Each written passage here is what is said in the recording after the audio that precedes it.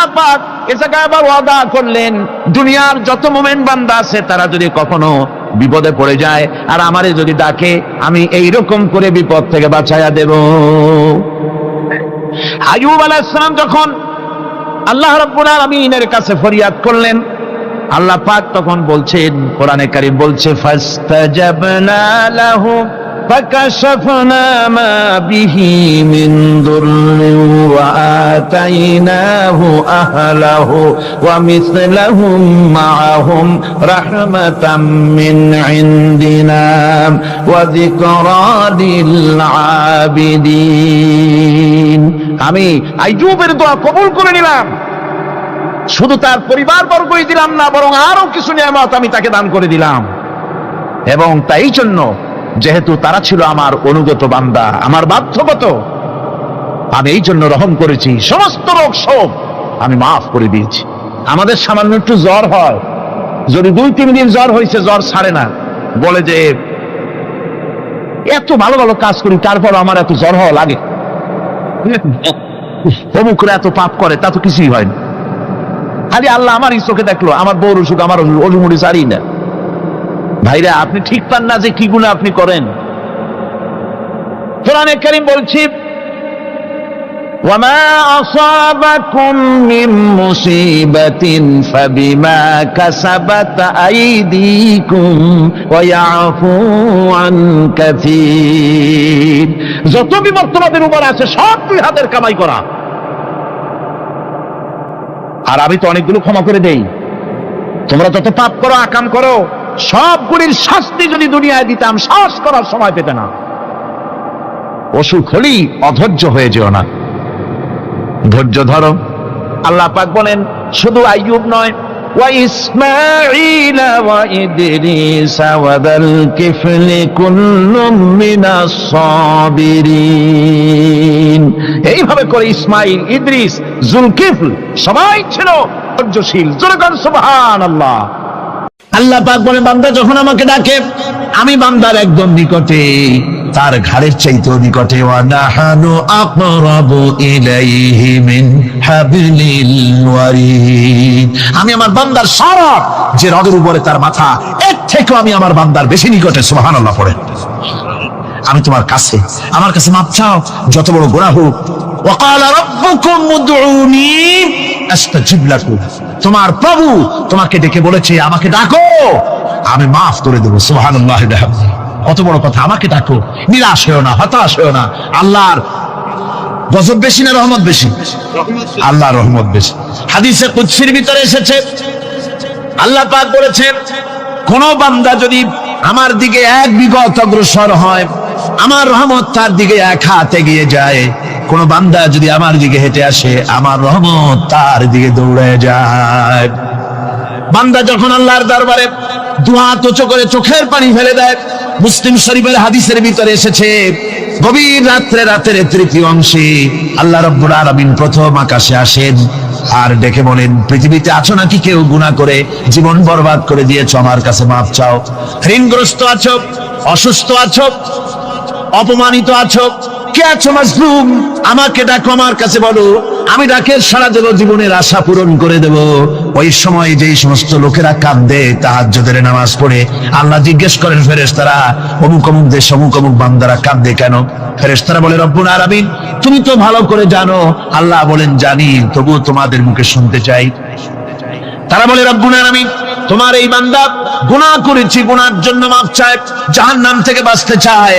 আল্লাহ পাক বলেন, ফেরেশতারা আমার এই বান্দারা আমারে দেখেছে নাকি? বলে দেখে নাই। বলে আমার দোজখ দেখেছে নাকি? বলে না, তাও দেখে নাই। আমার বেহেশত দেখেছে নাকি? বলে না, তাও দেখে নাই। আল্লাহ পাক বলেন, ফেরেশতারা সাক্ষী থাকো, ওরা আমাকে দেখে নাই, আমার বেহেশত দোজখ কিছুই দেখে নাই, শুধুমাত্র আমার নবীর কথা, আমার কোরআনের কথা বিশ্বাস করে আরামের ঘুমকে হারাম করে যেভাবে তারা কাঁদতেছে, সাক্ষী থেকে যাও ফেরেশতারা, আমার রহমতের দরিয়ায় জোশ মেরেছে, আমার ওই ক্রন্দনরত বান্দাগুলিকে আমি আল্লাহ মাফ করে দিলাম। সুতরাং মুমিন বান্দা যারা, আল্লাহর মুমিন বান্দা যারা, এই ঈমানের কোয়ালিটি, এটাও হতাশায়, নিরাশায় ভেঙে পড়বে না। গুনাহ তো মানুষই করে, গুনাহ হয়ে গেছে, মাপ চাও। তোমার গুনাহ কদ্দুর? তোমার গুনাহ যদি হয় পাহাড় সমান, আল্লাহর রহমত আকাশ সমান। জাহান্নামের কঠিন শাস্তি থেকে বাঁচতে হলে আল্লাহর প্রতি ঈমান আনতে হবে। আর ঈমান আনলে যে কোয়ালিটিগুলি হওয়া উচিত সেগুলি আমি আপনাদের সামনে আলোচনা করছি। এরপর আরেকটি কোয়ালিটি হবে মুমিনের, তা হলো কঠোর কঠিন বিপদে অবিচল থাকবে, বিপদে ভেঙে পড়বে না। বিপদ আপদ শত্রুতা ক্ষয় ক্ষতি যা কিছু হয় সবই আল্লাহর পক্ষ থেকে, এটা মেনে নিতে হবে এবং ধৈর্য ধারণ করতে হবে। বিপদ মুসিবত শুধু উম্মতের জন্য নয়, দুনিয়ার সমস্ত নবীদের বিপদ এসেছে, হয় নাই? নবীদের বিপদ আসে নাই? কোরআনে কারীম থেকে শুনুন, আল্লাহ রাব্বুল আলামিন বলেন, ওয়া কাযালিকা জাআলনা লিকুল্লি নাবিয়্যিন আদুওয়াম মিনাল মুজরিমিন। আল্লাহ পাক বলেন, এমনি করে আমি সকল নবীদের শত্রু বানিয়ে দিয়েছি সব পাপিষ্ঠ আর অপরাধ প্রবণ লোকদেরকে।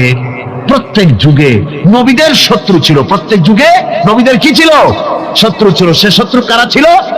আল্লাহ পাক বলছেন নবীদের শত্রু ছিল পাপিষ্ঠ আর অপরাধ প্রবণ লোক, এরাই ছিল নবীদের দুশমন। রাসূলগণের অবস্থা যদি এই হয়, তাহলে তার উম্মত, ওই দিনের ধারক বাহক যারা, তাদের বুঝি বিপদ আপদ হবে না? নাকি হবে কিনা? তো ইসলামের বিরোধিতা যারা করে, কোরআনের পরিভাষায় বলা হয়েছে ইসলামের দুশমন, নবীদের দুশমন। দুনিয়ার সব পাপিষ্ঠ আর অপরাধ প্রবণ লোকেরাই ইসলামের দুশমন হয়, নবীদের দুশমন হয়। আজও দেখেন, আজও তাকিয়ে দেখেন, ইসলামী আন্দোলনের বিরোধিতা যারা করে তারা পাপিষ্ঠ চরিত্রের কিনা তাকায় দেখেন, খুঁজে দেখেন, সর্বত্র খুঁজে দেখুন, খুঁজে দেখুন। যারা ইসলামী আন্দোলনের বিরোধিতা করে, যারা ইসলামকে মিটিয়ে দেওয়ার চেষ্টা করতেছে, যারা ইসলামকে মৌলবাদ বলে, ইসলামকে সাম্প্রদায়িক বলে, কোরআনে কারীমের কথা কত স্পষ্ট যে নবীদের দুশমন হয়, ইসলামের দুশমন হয় মুজরিম লোকেরা, অপরাধ প্রবণ আর পাপিষ্ঠ লোকেরা। আজও আমরা দেখতে পাই এই শ্রেণীর লোকেরা পাপিষ্ঠ এবং সবচাইতে সমাজের নিকৃষ্ট ধরনের চরিত্রহীন লোক। নামাজ নাই। আপনি খুঁজে দেখেন ইসলামী আন্দোলনের বিরোধিতা যারা করছে, যারা নেতৃত্ব দিচ্ছে, নামাজ নাই, রোজা নাই, চরিত্র নাই, হজ নাই, যাকাত নাই, মদ, জুয়া, জেনা, ব্যভিচার ইত্যাদিতে লিপ্ত। চেহারা দেখলে ছেলেপেলেরা 2 গ্লাস পানি খায় ভর ছোটে। কথা ঠিক কিনা কয়? এই হলো অবস্থা। মারে কেন? মুমিনদেরকে, পয়গম্বরদেরকে, সাহাবীদেরকে এবং ঈমানদারদেরকে মারে কেন? তার কারণ হচ্ছে আল্লাহ রাব্বুল আলামিন বলেছেন, ওয়া মা নাকামু মিনহুম ইল্লা আইয়ুমিনু বিল্লাহিল আজিজিল হামিদ। কাফিররা ঈমানদার লোকদেরকে অন্য কোন অপরাধী নির্যাতন চালায় না, নির্যাতন চালায় শুধু এই কারণে যেহেতু মুমিন লোকেরা পরাক্রমশালী, আল্লাহ রাব্বুল আলামিনের দ্বীনকে কায়েম করতে চায়, তার উপরে ঈমান এনেছে, এই কারণেই তারা মারে। ঠিক কিনা কয়? যুগে যুগে নবীদের উপরে, সাহাবীদের উপরে যে অত্যাচার হয়েছে, সে অত্যাচার এই কারণেই হয়েছে, অন্য কোনো কারণে নয়। এই কঠিন বিপদে অবিচলতা এবং ধৈর্যের দৃষ্টান্ত নবীগণ পেশ করেছেন পৃথিবীর বুকে। আমরা দেখেছি ইব্রাহিম আলাইহিস সালামকে আগুনে ফেলানো হয়েছে, আছে না কোরআন শরীফে? আমি কিন্তু গল্প করতেছি না, সব কোরআনের কথা। কিসের কথা? ইব্রাহিম আলাইহিস সালামকে আগুনে ফেলানো হচ্ছে। অপরাধ কি? অপরাধ হচ্ছে হযরত ইব্রাহিম আলাইহিস সালাম দাওয়াত দিয়েছেন, লা ইলাহা ইল্লাল্লাহ। জোরে পড়েন, লা ইলাহা ইল্লাল্লাহ, লা ইলাহা, লা ইলাহা ইল্লাল্লাহ মুহাম্মাদুর রাসূলুল্লাহ। হযরত ইব্রাহিম আলাইহিস সালাম দ্বীনের দাওয়াত দিয়েছেন, এক আল্লাহর দাওয়াত দিয়েছেন, ঈমানের দাওয়াত দিয়েছেন। আর কোন অপরাধ ছিল না। নমরুদ সহ্য করতে পারলো না। কোরআনে কারীমের মধ্যে সব কথাগুলি আল্লাহ পাক এই জন্য বিধৃত করেছেন, এই জন্য কোরআনে কারীমের মধ্যে সব কথা উঠায় দিয়েছেন, যাতে করে মুমিনেরা বিপদ আসলে পরে যেন ঘাবড়ে না যায়। ইব্রাহিম আলাইহিস সালামকে আগুনে ফেলানো হচ্ছে। ফেরেশতা বলছে, ইব্রাহিম তোমারে আগুনে ফেলায় দেওয়া হতেছে, আমার কাছে সাহায্য চাও, আমার কাছে ক্ষমতা আছে, আগুনগুলো উঠায় নমরুদের বংশ জ্বালিয়ে দেব। হযরত ইব্রাহিম ফেরেশতার কাছে সাহায্য চাইছিলেন নাকি? তিনি বললেন, ফেরেশতা তোমার কাছে সাহায্য কেন চাইব? আমি তো এমন কোন অন্ধ আল্লাহর ইবাদত করি না যেই অন্ধ স্রষ্টা তার গোলামের দুঃখ দুর্দশা না দেখেন। আমি তোমার কাছে সাহায্য চাইব না। হযরত ইব্রাহিম আলাইহিস সালাম পাশ করলেন। কি বলেন, পাশ করছেন না? ইমানের পরীক্ষায় পাস। আগুনের মধ্যে হযরত ইব্রাহিমকে যখন ফেলানো হচ্ছে, রব্বুল আলামিন আগুনের প্রতি নোটিশ করে দিলেন, ইয়া নারু কুনি বারদাও ওয়া সালামান আলা ইব্রাহিম। আগুন, আমার ইব্রাহিমের জন্য শান্তিদায়ক ঠান্ডা হয়ে যা। এখন কি আর আগুনের বাপের ক্ষমতা আছে ইব্রাহিমের পোড়ানো? আর ক্ষমতা নাই। আমার বন্ধুগণ, ইব্রাহিম আগুনের ভিতরে আরামে বসে আছেন, আর ওদিকে নমরুদ বসে বসে দেখতেছে দূর থেকে ইব্রাহিম তো জ্বলে না, গায়ের মধ্যে আগুন জ্বলে গেল। ডাক দিয়া কয়, আগুন তোর হলো কি? কেন জ্বালাইতে পারিস না আমার দুশমন রে? হলোটা কি তোর? তোর কি জ্বালানোর শক্তি বন্ধ হয়ে গেল নাকি? আগুনের ভিতর থেকে জবাব এলো, নমরুদ রে, আমার ভিতরে জ্বালানোর শক্তি আছে কি নাই যদি প্রমাণ করতে চাও, টেস্ট করতে চাও, তুই নিজে আয়, তোরে শুদ্ধ তামাম দুনিয়া জ্বালাই দিতে পারি, ইব্রাহিমের এক গাছা পশমও জ্বালাই দিতে পারি না। তার কারণ হচ্ছে আমি হচ্ছি মাখলুক, আল্লাহ হচ্ছেন খালিক। আল্লাহ আমাকে বলেছেন না জ্বালাতে, তুমি 1000 বার বললেও আমি ইব্রাহিমকে জ্বালাইতে পারবো না। কোরআনে কারিমে ঘটনা বলে মুমিনদেরকে সাহস দেওয়া হচ্ছে, মুমিনেরা দ্বীনের কাজ করতে গিয়ে বিপদ আবাজ আসবে, ইমানের দাবি হলো বিপদ আসবে, আর বিপদ আসলে ঘাবড়ায় যেও না, মুসিবতে পড়ে চিন্তায় পেরেশানে হয়রান হয়ে যেও না। বিশ্বকবি আল্লামা ইকবাল কি সুন্দর করে বলেছেন, আজ ভি হোক জু ইব্রাহিম কা ইমা पैदा आग कर सकती है एक अंदाज गुलिस्तां पैदा। ইব্রাহিমের ইমান যদি আজিও কোথাও হয় বিদ্যমান, করতে পারেন অগ্নিকুণ্ডে খুবসুরত এক গুলিস্তান। আজও যদি আগুনের ভিতরে কোন নমরুদ কোন ইব্রাহিমকে যদি ফেলে দেয়, আল্লাহ রাব্বুল আলামিন আজও আগুনকে ফুলের বাগান বানায়া দিবেন। সুবহানাল্লাহ। ভয় পাওয়ার কারণ নাই, চিন্তা করার কোনো কারণ নাই। আমার বন্ধুগণ, হযরতে হুদ আলাইহিস সালামকে যখন সমাজের লোকেরা, রাষ্ট্রের লোকেরা ঘিরে ফেলে দিল, সমাজ শক্তি, রাষ্ট্র শক্তি যখন তাকে ঘিরে ফেলে দিল, ষড়যন্ত্রের পাহাড় তুলে দিল, তারে মেরে ফেলে দিবে, হযরত হুদ দেশ থেকে তা পালায় গেলেন না, ভয় পেলেন না। হযরতে হুদ আলাইহিস সালাম বললেন, কোরআনে কারিমে হযরত হুদের কথা কোট করা হলো, ফাকিদুনি জামিআন সুম্মা লা তুনজিরুন। সম্মিলিতভাবে ষড়যন্ত্র করো আমার বিরুদ্ধে, সবাই মিলে ষড়যন্ত্র করো, সুম্মা লা তুনজিরুন, আর আমাকে এতটুকু অবকাশ তোমরা দিও না। ইন্নী তাওয়াক্কালতু আলাল্লাহি রাব্বি ওয়া রাব্বিকুম, আমি ভরসা করেছি সেই আল্লাহর উপরে যার কুদরতি হাতের ভেতরে, যিনি আমাদের রব তোমাদেরও রব, আর যার কুদরতি হাতের ভিতরে তামাম পৃথিবীর জানগুলি যার হাতে, সে আল্লাহর উপরে ভরসা করেছি। ষড়যন্ত্র যদ্দূর আছে করতে থাকো, আমি ষড়যন্ত্র পরোয়া করি না। সুবহানাল্লাহ। এটাই হলো মুমিনের কোয়ালিটি। শুধু ঈমান, লা ইলাহা ইল্লাল্লাহ মুহাম্মাদুর রাসূলুল্লাহ, গরুর গোশত খাই, আর রবিউল মাস আসতে পরে ইয়া নবী সালাম আলাইকা, ইয়া রাসূল সালাম আলাইকা, তারপরে গরম গরম জিলাপি আর রসগোল্লা খাইলাম খুব বেশি করিয়া, এর নাম মুমিন নয়। মুমিন হচ্ছে তার চলায় ফেরায়, ওঠায় বসায় সাহসিকতার এক আন্দাজ তৈরি হবে সে। আমার ভাইয়েরা, বিপদে অবিচলতা আমাদেরকে পয়গম্বরেরা শিক্ষা দান করেছেন।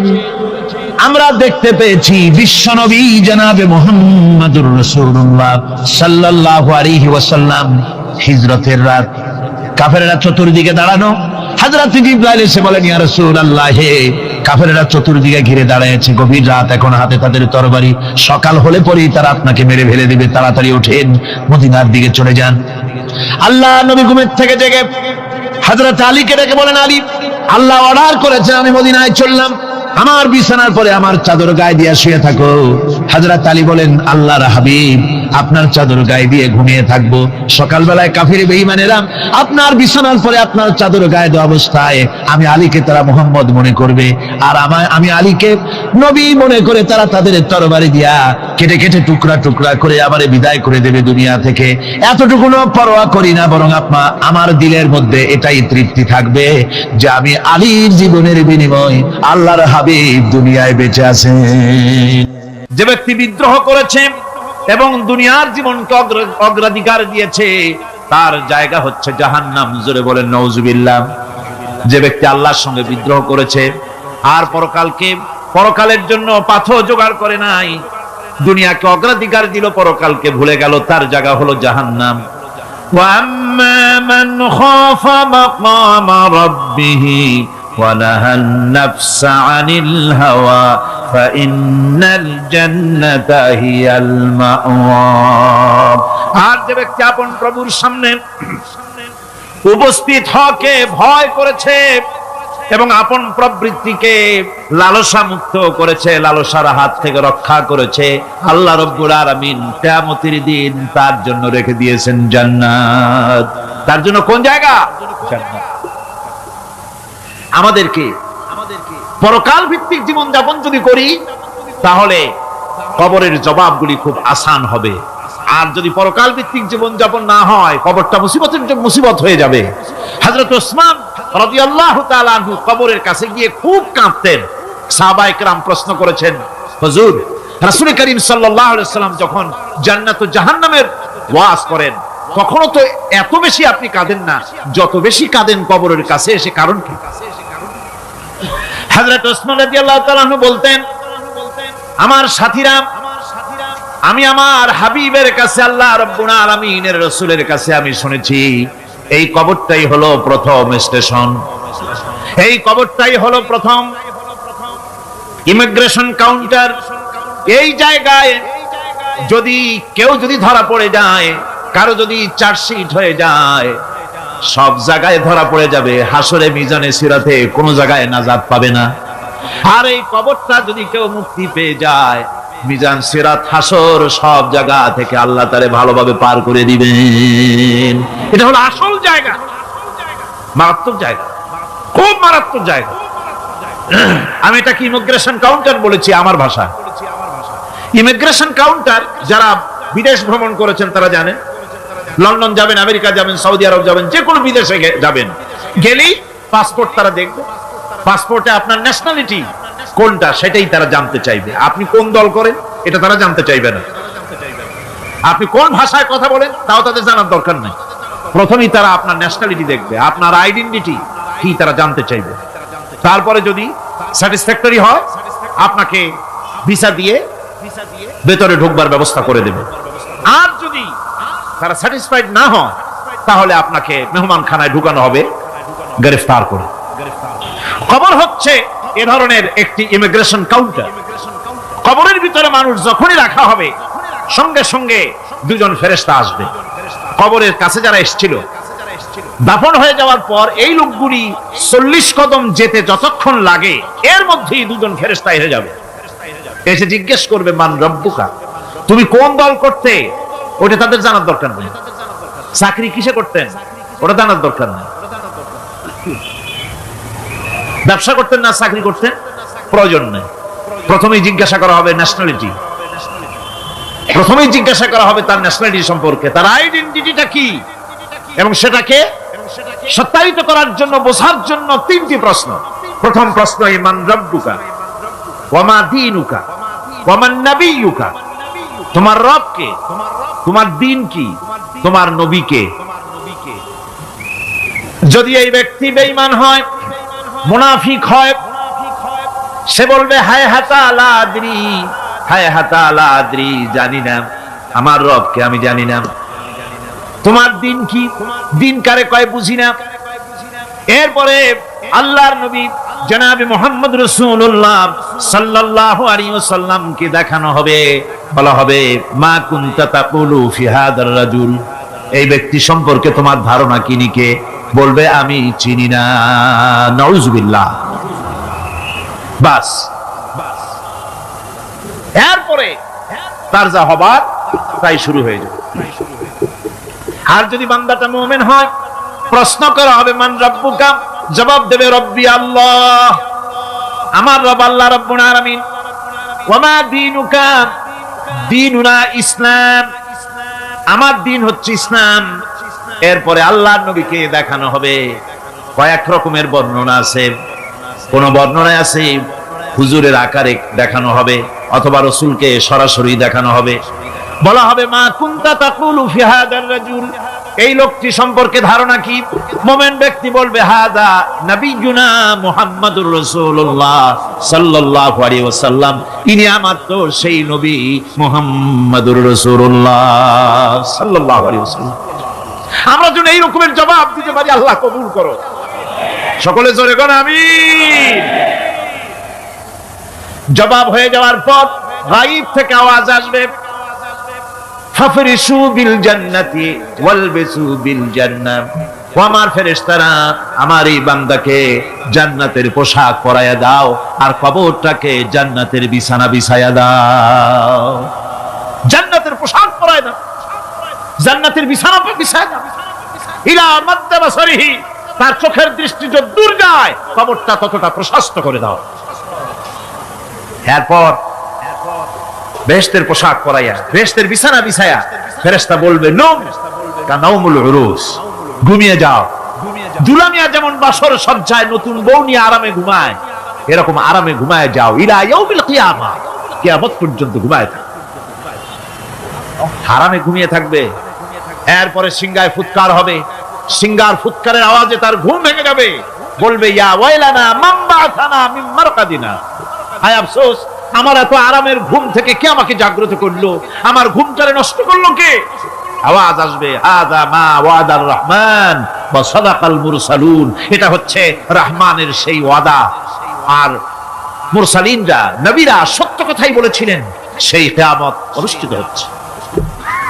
আমার বন্ধুগণ,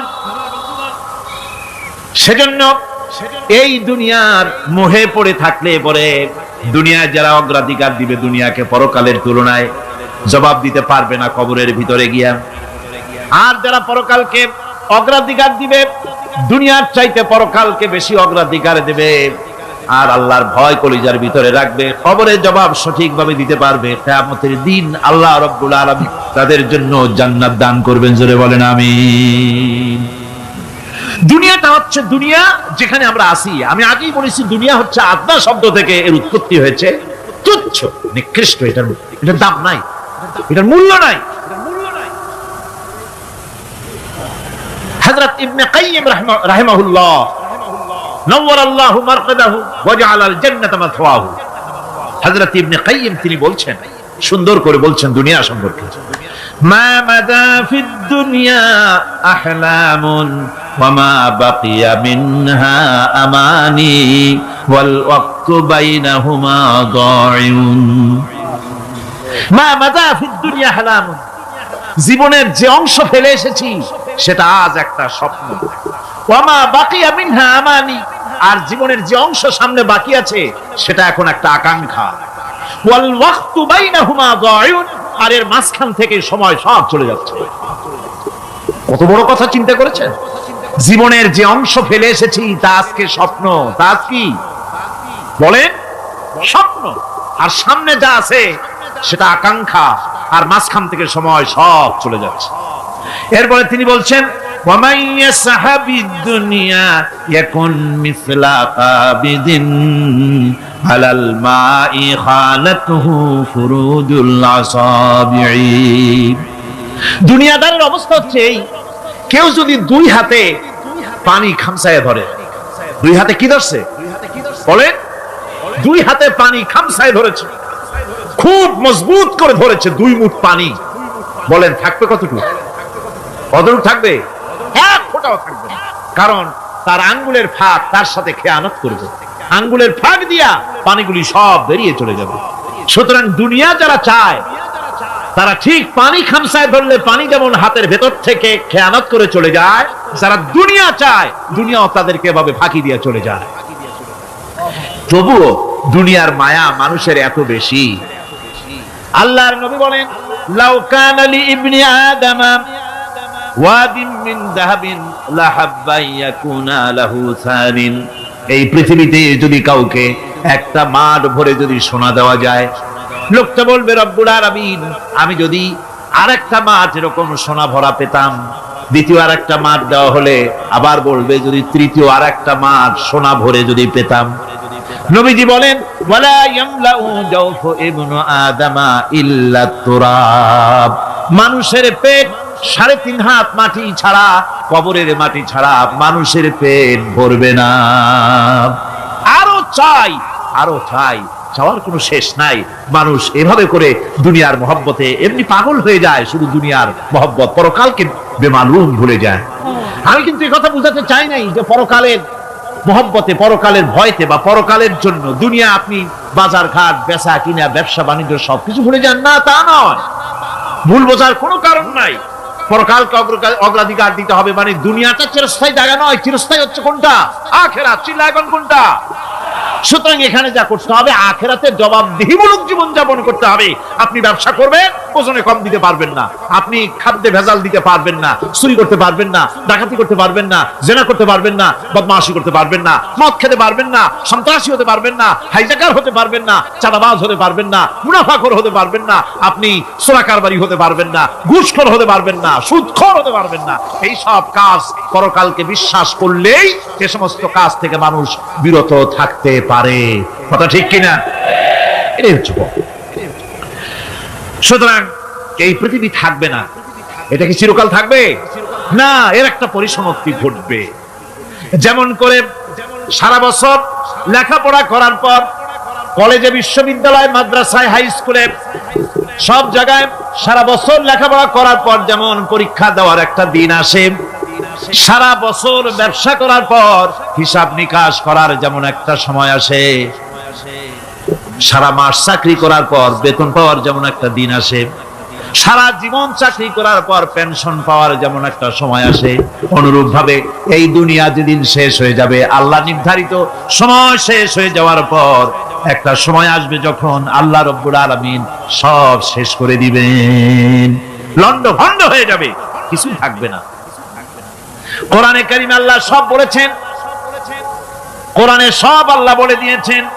আল্লাহ পাক বলেন এই পৃথিবীর সব কেমন ভাবে ধ্বংস হবে তার চিত্র আল্লাহ পাক কোরআনে কারীমে তুলে ধরেছেন। ইদাস সামাউ ফাতারাত ওয়া ইদাল কাওয়াকিবু তাসারাত ওয়া ইদাল বিহারু ফুজ্জিরাত ওয়া ইদাল কুবুরু বু'সিরাত। যখন আকাশসমূহ দীর্ণ বিদীর্ণ হয়ে যাবে, তারকাগুলি বিক্ষিপ্ত হয়ে ছিটকে পড়বে, আর সমুদ্রগুলি উচ্ছ্বসিত হয়ে পড়বে, কবরগুলি সব তার ভেতরে যা আছে উদ্গীরণ করে দেবে, তারকাগুলি স্থিমিত হয়ে যাবে। এরপরে সমস্ত আকাশগুলি কাতাইয়িস সিজিল্লিল কুতুব, কিতাবের পৃষ্ঠার মতো একটার পরে একটা ঠাস ঠাস করে পড়তে থাকবে, চূর্ণ বিচূর্ণ হয়ে ভেঙে চুরে একাকার হয়ে যাবে।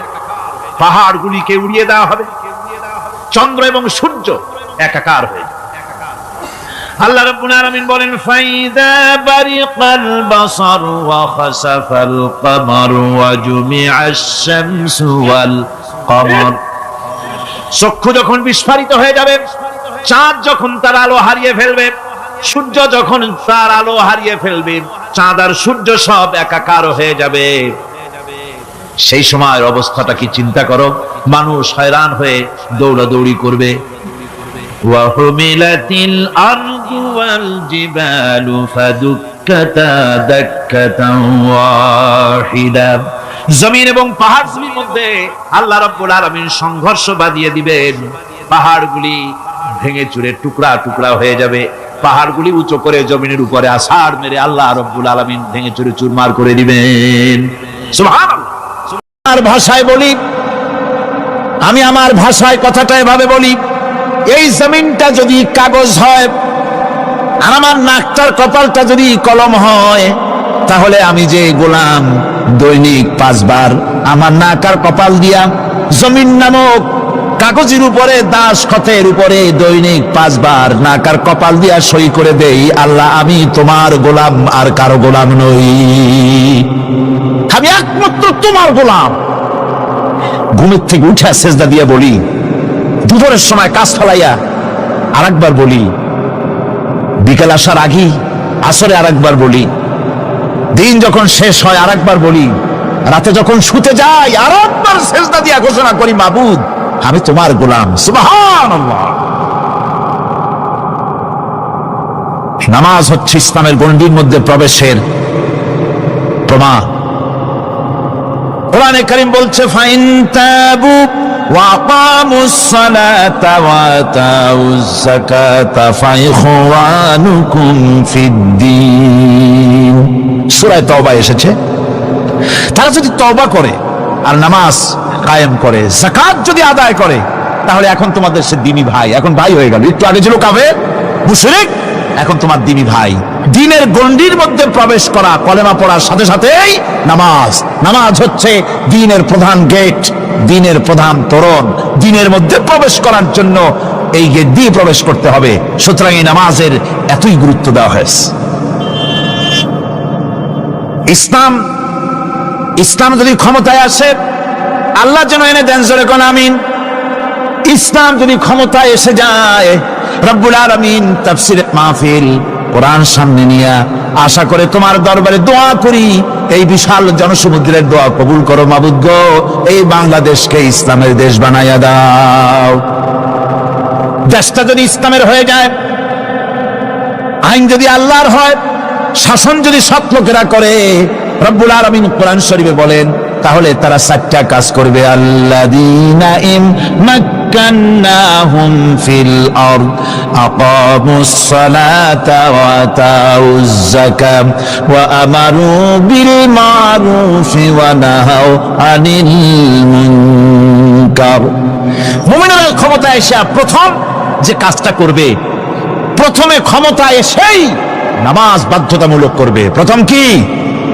ওয়াজ নসিহতে অনুরোধ করা হবে না, বাবাজিরা আল্লাহর রাস্তায় নামাজটা পড়ে না।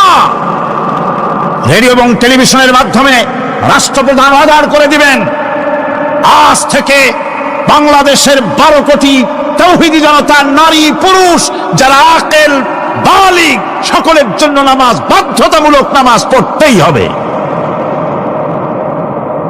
এটা অর্ডার। বেলা যখন 1টা বেজে যাবে, বেলা যখন 1টা বাজবে, সমস্ত মসজিদে আজান শুরু হয়ে যাবে। আজানের সাথে সাথে অফিস, আদালত, কল কারখানা, ক্ষেত খামার, শিক্ষাঙ্গন সব ডেডলক হয়ে যাবে। আধা ঘন্টার জন্য বন্ধ হয়ে যাবে। যারা মুসলমান অফিসে, কলেজে, ইউনিভার্সিটিতে, সর্বত্র তারা নামাজের জন্য প্রস্তুতি নেবেন। আধা ঘন্টার ভিতরে নামাজ আর খানা সেরে আবার কলেজ চলবে, বিশ্ববিদ্যালয় চলবে, কল চলবে, কারখানা চলবে, ক্যান্টনমেন্ট চলবে, সেক্রেটারিয়েট চলবে, সব আপন গতিতে চলতে থাকবে। আল্লাহর রহমত, বরকত আকাশ ফেরে নাজিল হয়ে যাবে।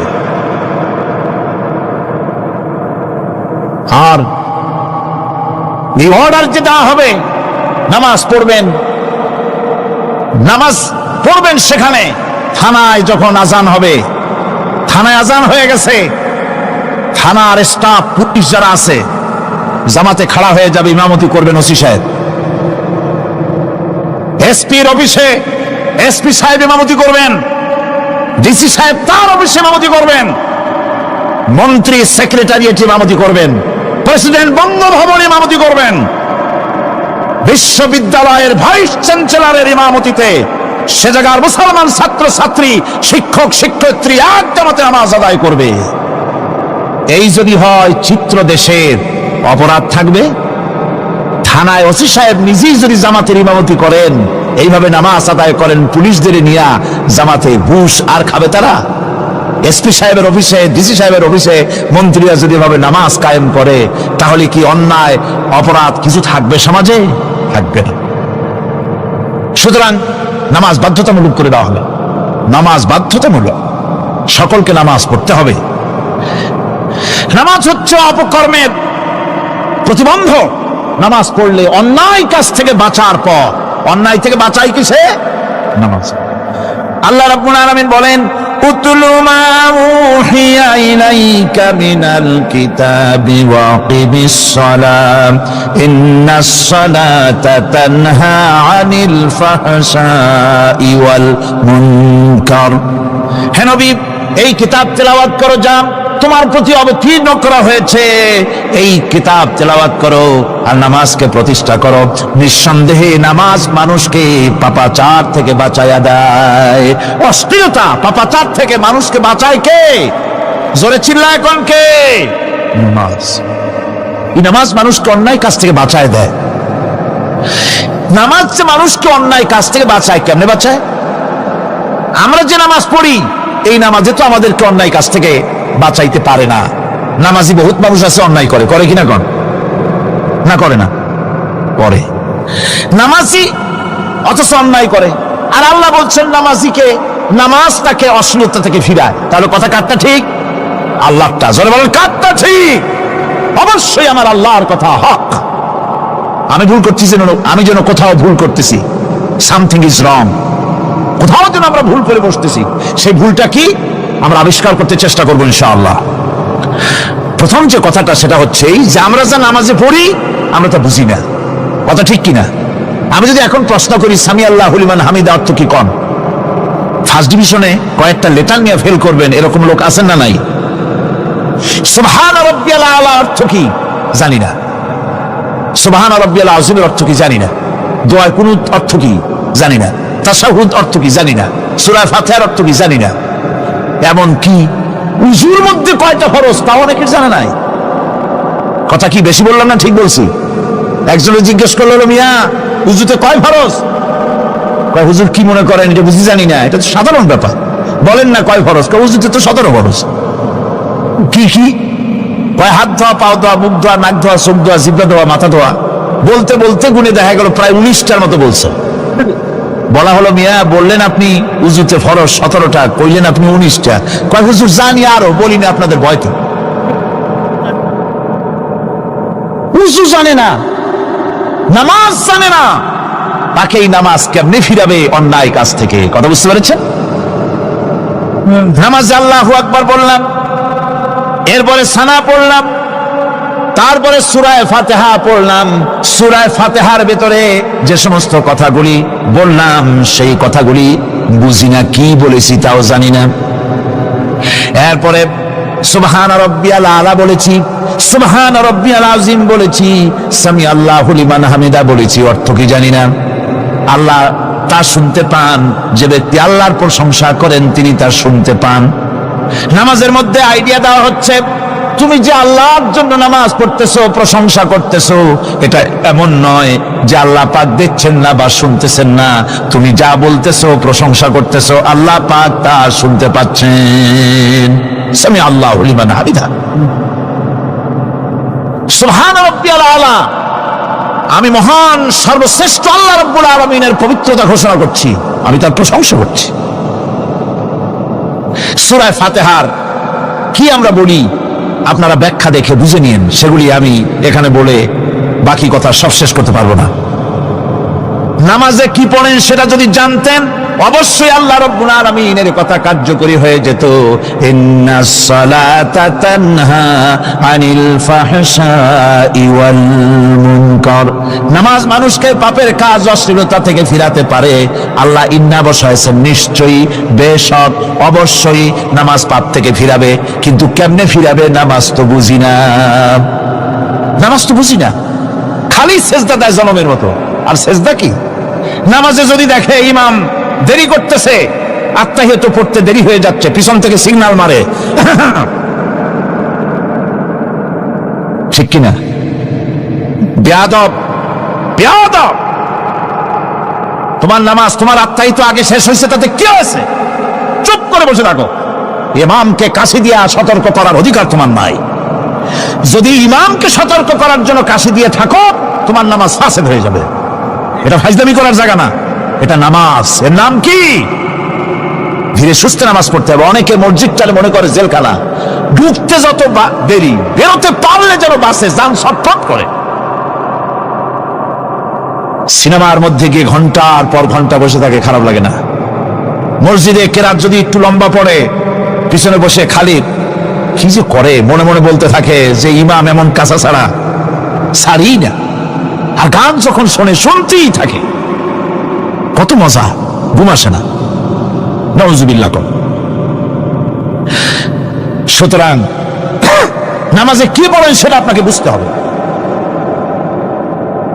সঠিকভাবে নামাজ পড়ার পরও যদি কোন মানুষের সঠিকভাবে, ভালো করে শোনেন, সঠিকভাবে নামাজ পড়ার পরেও যদি কোনো মানুষ পাপের থেকে না ফেরে, তাহলে বুঝতে হবে একথা, পানি আর সাবান দিয়া কাপড় ধুলে কাপড়ের ময়লা যাবে, কিন্তু পানি আর সাবান দিয়া কয়লা জনমের মতো ধুইলেও কয়লার ময়লা যাবে না। কথা বুঝে আসছে? এর থেকে আর উত্তম দৃষ্টান্ত আমার কাছে নাই।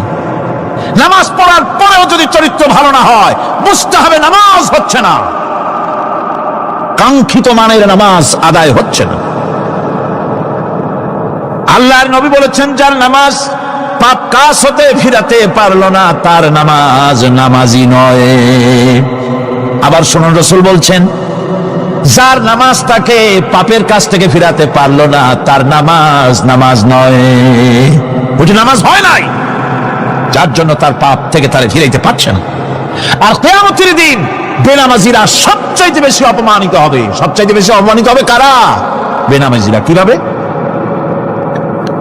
يوم يكشف عن ساق ويدعون إلى السجود فلا يستطيعون। সেদিন কঠিন সময় আল্লাহ রাব্বুল আলামিন লোকদেরকে সিজদা করার জন্য বলবেন, কিন্তু যারা বেনামাজি ছিল দুনিয়ায়, তারা সিজদা দিতে পারবে না। বলেন নাউযুবিল্লাহ। অবস্থাটা কি হবে? খাশিআতান আবসারুহুম তারহাকুহুম যিল্লাহ। তাদের দৃষ্টি নিচু হবে, লাঞ্ছনা এবং অপমান তাদের উপরে চেপে বসবে, সিজদা দিতে পারবে না। আল্লাহ আমাদেরকে ক্ষমা করুন। কিয়ামতের দিন হযরত আদম আলাইহিস সালাম থেকে শুরু করে পৃথিবীর সমস্ত মানুষের সামনে আল্লাহ রাব্বুল আলামিন সিজদা করার জন্য অর্ডার করবেন। যারা নাকি বেনামাজি, ওরা আল্লাহর দরবারে সেদিন সিজদা দিতে পারবে না, লাঞ্ছিত অপমানিত হবে। যারা কন নাউযুবিল্লাহ। নামাজ, মুমিনের নামাজ একরকম, মুনাফিকের নামাজ হলো আর এক রকম। মুনাফিকরাও নামাজ পড়ে, পড়ে কিনা কন? মুনাফিকেরাও নামাজ পড়ে। মুনাফিকরা যখন নামাজ পড়তে যায়, আল্লাহ রাব্বুল আলামিন বলতেছেন, ওয়া ইযা কামু ইলাস সালাতি কামু কুসালা। মুনাফিকেরা যখন নামাজ পড়তে দাঁড়ায়, নামাজে আসে ঠিক তারা, কিন্তু নামাজের জন্য দাঁড়ায় খুব শৈথিল্য ভারে, শৈথিল্য ভাবে দাঁড়ায়, কাহিলি সুস্তি, এ জায়গা চুলকায়, পায়জামা ধরে টান দেয়, টুপিটা ঘুরে যায়, এদিক ওদিক তাকায়। মুনাফিকের নামাজ দেখলেই ঠিক পাওয়া যায় যে বেটা মুনাফিক। এইভাবে সে দাঁড়ায়। তার নামাজটা কি জন্য? ইউরাউনান নাসা ওয়া লা ইয়াযকুরুনাল্লাহা ইল্লা কালিলা। তাদের নামাজ হচ্ছে মানুষকে দেখাবার নামাজ। নাউযুবিল্লাহ। এখন দেখবেন এই মৌসুম আসছে, নামাজের মৌসুম, বেনামাজিদের নামাজের মৌসুম। জনসভা হচ্ছে, নির্বাচন আসতেছে, নামাজে রক্ত হয়ে গেছে, তাড়াতাড়ি আজান হয়ে গেল। টুপি না থাকলে রুমাল একটা মাথায় দিল, উজু আছে কি না আছে, আল্লাহু আকবার, যা আছে কপালে হয়ে যাক। মানুষকে দেখাবার জন্য এরা নামাজ পড়ে। এরা আল্লাহর শরণার্থে নামাজ খুব কম লোকই করে। এরা হচ্ছে মুনাফিক। দুনিয়া এবং আখিরাতে কল্যাণের জন্য একমাত্র মাধ্যম হচ্ছে নামাজ। দুনিয়াও যদি কল্যাণ চাই, আখিরাতেও যদি কল্যাণ চাই, তাহলে এর জন্য কি করতে হবে? কি করতে হবে? আমার কথা নয়, আল্লাহ রাব্বুল আলামিনের কথা শুনুন। রব্বুল আলামিন বলেন, قد أفلح المؤمنون الذين هم في صلاتهم خاشعون والذين هم للزكاة فاعلون والذين هم لفروجهم حافظون। নিশ্চিতভাবে সেই সব মুমিন কল্যাণ লাভ করবে, নিশ্চিতভাবে। তারা হচ্ছে ওই সব লোক যারা নিজেদের নামাজ ভীতি মিশ্রিত, বিনয় ভাবে, ভীতি মিশ্রিত অবস্থায় বিনয়ের সাথে যারা নামাজ আদায় করে, যারা বেহুদা কাজ থেকে বিরত থাকে, যারা যাকাতের পন্থায় কর্মতৎপর হয়, আর যারা নিজের লজ্জাস্থানকে হেফাজত করে। এরপরে আল্লাহ পাক বলেন, ওয়াল্লাযীনা হুম লিআমানাতিহিম ওয়া আহদিহিম রাউন ওয়াল্লাযীনা আলা সালাওয়াতিহিম ইউহাফিজুন ওয়াল্লাযীনা আলা সালাতিহিম হাফিজুন। আর যারা তাদের আমানতকে পূর্ণ করে, আমানত এবং তাদের ওয়াদা চুক্তি পূর্ণ করে, এবং যারা নিজেদের নামাজ সমূহকে পূর্ণভাবে হক আদায় করে নামাজ পড়ে, নামাজের যারা হেফাজত করে, এরা কারা? এরা হচ্ছে উলাইকা হুমুল ওয়ারিসুন আল্লাযীনা ইয়ারিসুনাল ফিরদাউসা হুম ফিহা খালিদুন। এরা হচ্ছে সেই সব লোক, এরা উত্তরাধিকার হচ্ছে জান্নাতের উত্তরাধিকার, জান্নাতুল ফিরদাউসে আল্লাহ রাব্বুল আলামিন এই গুণ বিশিষ্ট লোকদের জন্য জায়গা করে দিবেন। জোরে কোন সুবহানাল্লাহ।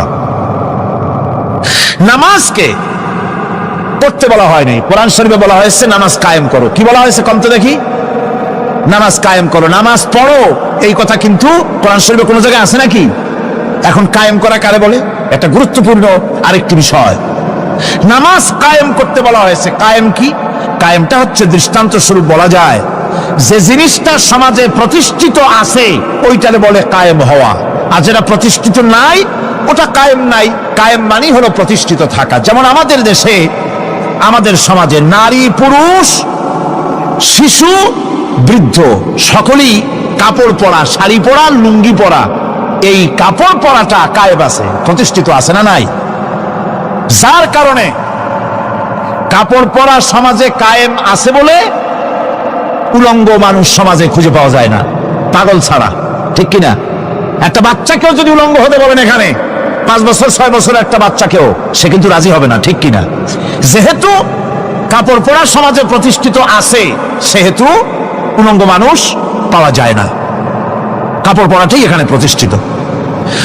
সুতরাং এখন অবস্থাটা এই হয়েছে, কাপড় পরা প্রতিষ্ঠিত আছে বলে কোন উলঙ্গ মানুষ এসে যদি এই মঞ্চে দাঁড়ায় আর বলে আমাকে একটু বক্তৃতা করতে দেন, আপনারা কি করবেন? মঞ্চে তো উঠতেই দিবেন না। উলঙ্গ মানুষ যদি কোনো চাকরি নিতে যায় ইন্টারভিউতে, তাকে লাইনে দাঁড়াইতে দেবে? দেবে না। এমন কি উলঙ্গ হয়ে যদি বাড়িতে প্রবেশ করে তার বউ দূর দূর করে তাড়াই দেবে। ঠিক কিনা? যেহেতু সমাজের ভিতরে কাপড় প্রতিষ্ঠিত আছে সেই জন্য এই উলঙ্গ মানুষ পাওয়া যায় না। অনুরূপভাবে নামাজ যদি প্রতিষ্ঠিত হতো সমাজের ভিতরে, তাহলে বেনামাজি খুঁজে পাওয়া যেত না। চাকরি করতে গেলে সেখানে নামাজ মানদণ্ড হয়ে যেত, নামাজ পড়ে কিনা তা দেখে নেওয়া হতো। বেনামাজি লোক পাওয়াই যেত না যদি প্রতিষ্ঠিত থাকতো। প্রথম প্রশ্নই হতো তুমি নামাজ পড়ো কিনা। ইলেকশনে যদি একজন উলঙ্গ মানুষ এসে দাঁড়ায়, ভাইরা এবার আমার বোতল মার্কা বাক্স, উলঙ্গ মানুষ এসে ভোটে দাঁড়াইছে, আপনারা ভোট দিবেন? দিবেন। ওইটা কাপড় প্রতিষ্ঠিত আছে বলে, লুঙ্গি প্রতিষ্ঠিত সমাজে আছে বলে উলঙ্গ মানুষকে আপনি ভোট দিবেন না। নামাজ যদি প্রতিষ্ঠিত থাকতো সমাজে, বেনামাজি মানুষ যদি এসে মঞ্চে দাঁড়ায়া যতই বলতো আমি ক্ষমতায় গেলে এই করব সেই করব, নামাজ প্রতিষ্ঠিত থাকতে পরে বেনামাজিরে কেউ ভোট দিত না। নামাজ যদি প্রতিষ্ঠিত থাকতো তাহলে অফিসের অফিসার তো দূরের কথা, বেনামাজি অফিসের ঝাড়ুদারের চাকরিও তার কিসমতে যুক্ত না, যদি নামাজ প্রতিষ্ঠিত থাকতো। এর নাম হলো নামাজ কায়েম হওয়া। নামাজ কায়েম থাকলে এই অবস্থার সৃষ্টি হতো। এই জন্য আল্লাহ পাক বলেছেন নামাজকে কায়েম করতে হবে।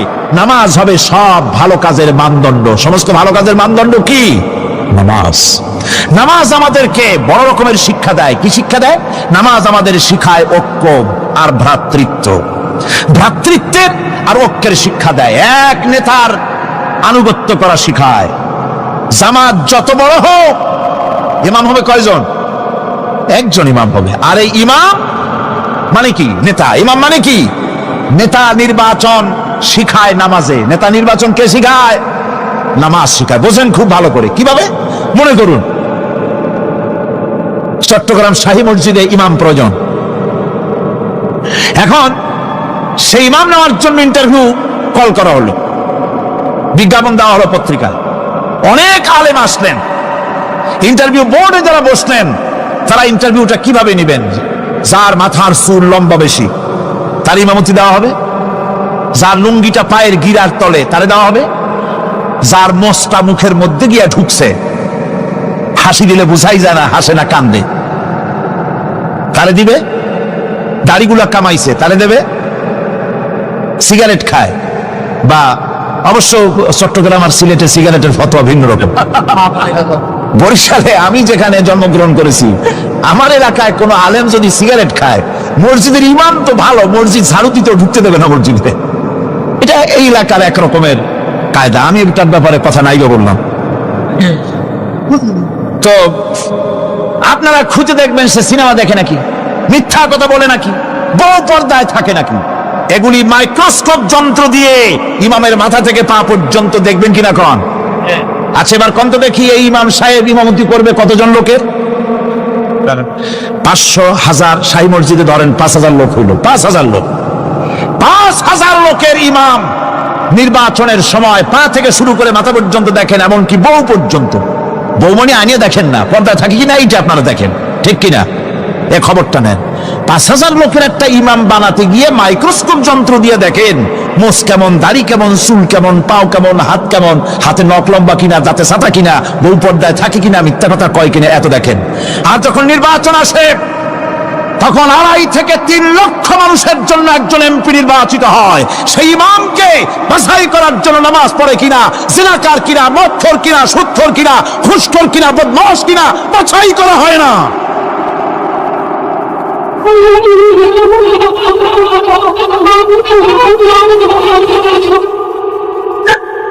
নামাজ আমাদেরকে এটা শিখায়, ইমাম কেমনে বানাইতে হবে, কন সুবহানাল্লাহ। নামাজ ঐক্য শিখায়, নামাজ ভ্রাতৃত্ব শিখায়, নামাজ পারস্পরিক মহব্বত শিখায়, নামাজ নেতা কেমন হওয়া উচিত, নেতা নির্বাচন শিখায়। আবার নেতা ভুল করলে তার ভুল বলা যাবে না, এরকম হতে পারবে না। নামাজের ভিতরে ইমাম যদি ভুল করলে আপনি লোকমা দিবেন, সুবহানাল্লাহ, আল্লাহু আকবার বলবেন। যদি তিনি সংশোধন না হলেন আবার দেন, তারপর সংশোধন হলো আবার দেন। 3 বার লোকমা দেওয়ার পর যদি ভুল সংশোধন না করে নামাজ ছেড়ে দেন, ইমামকে বের করে দেন, নতুন ইমাম নিয়োগ করেন।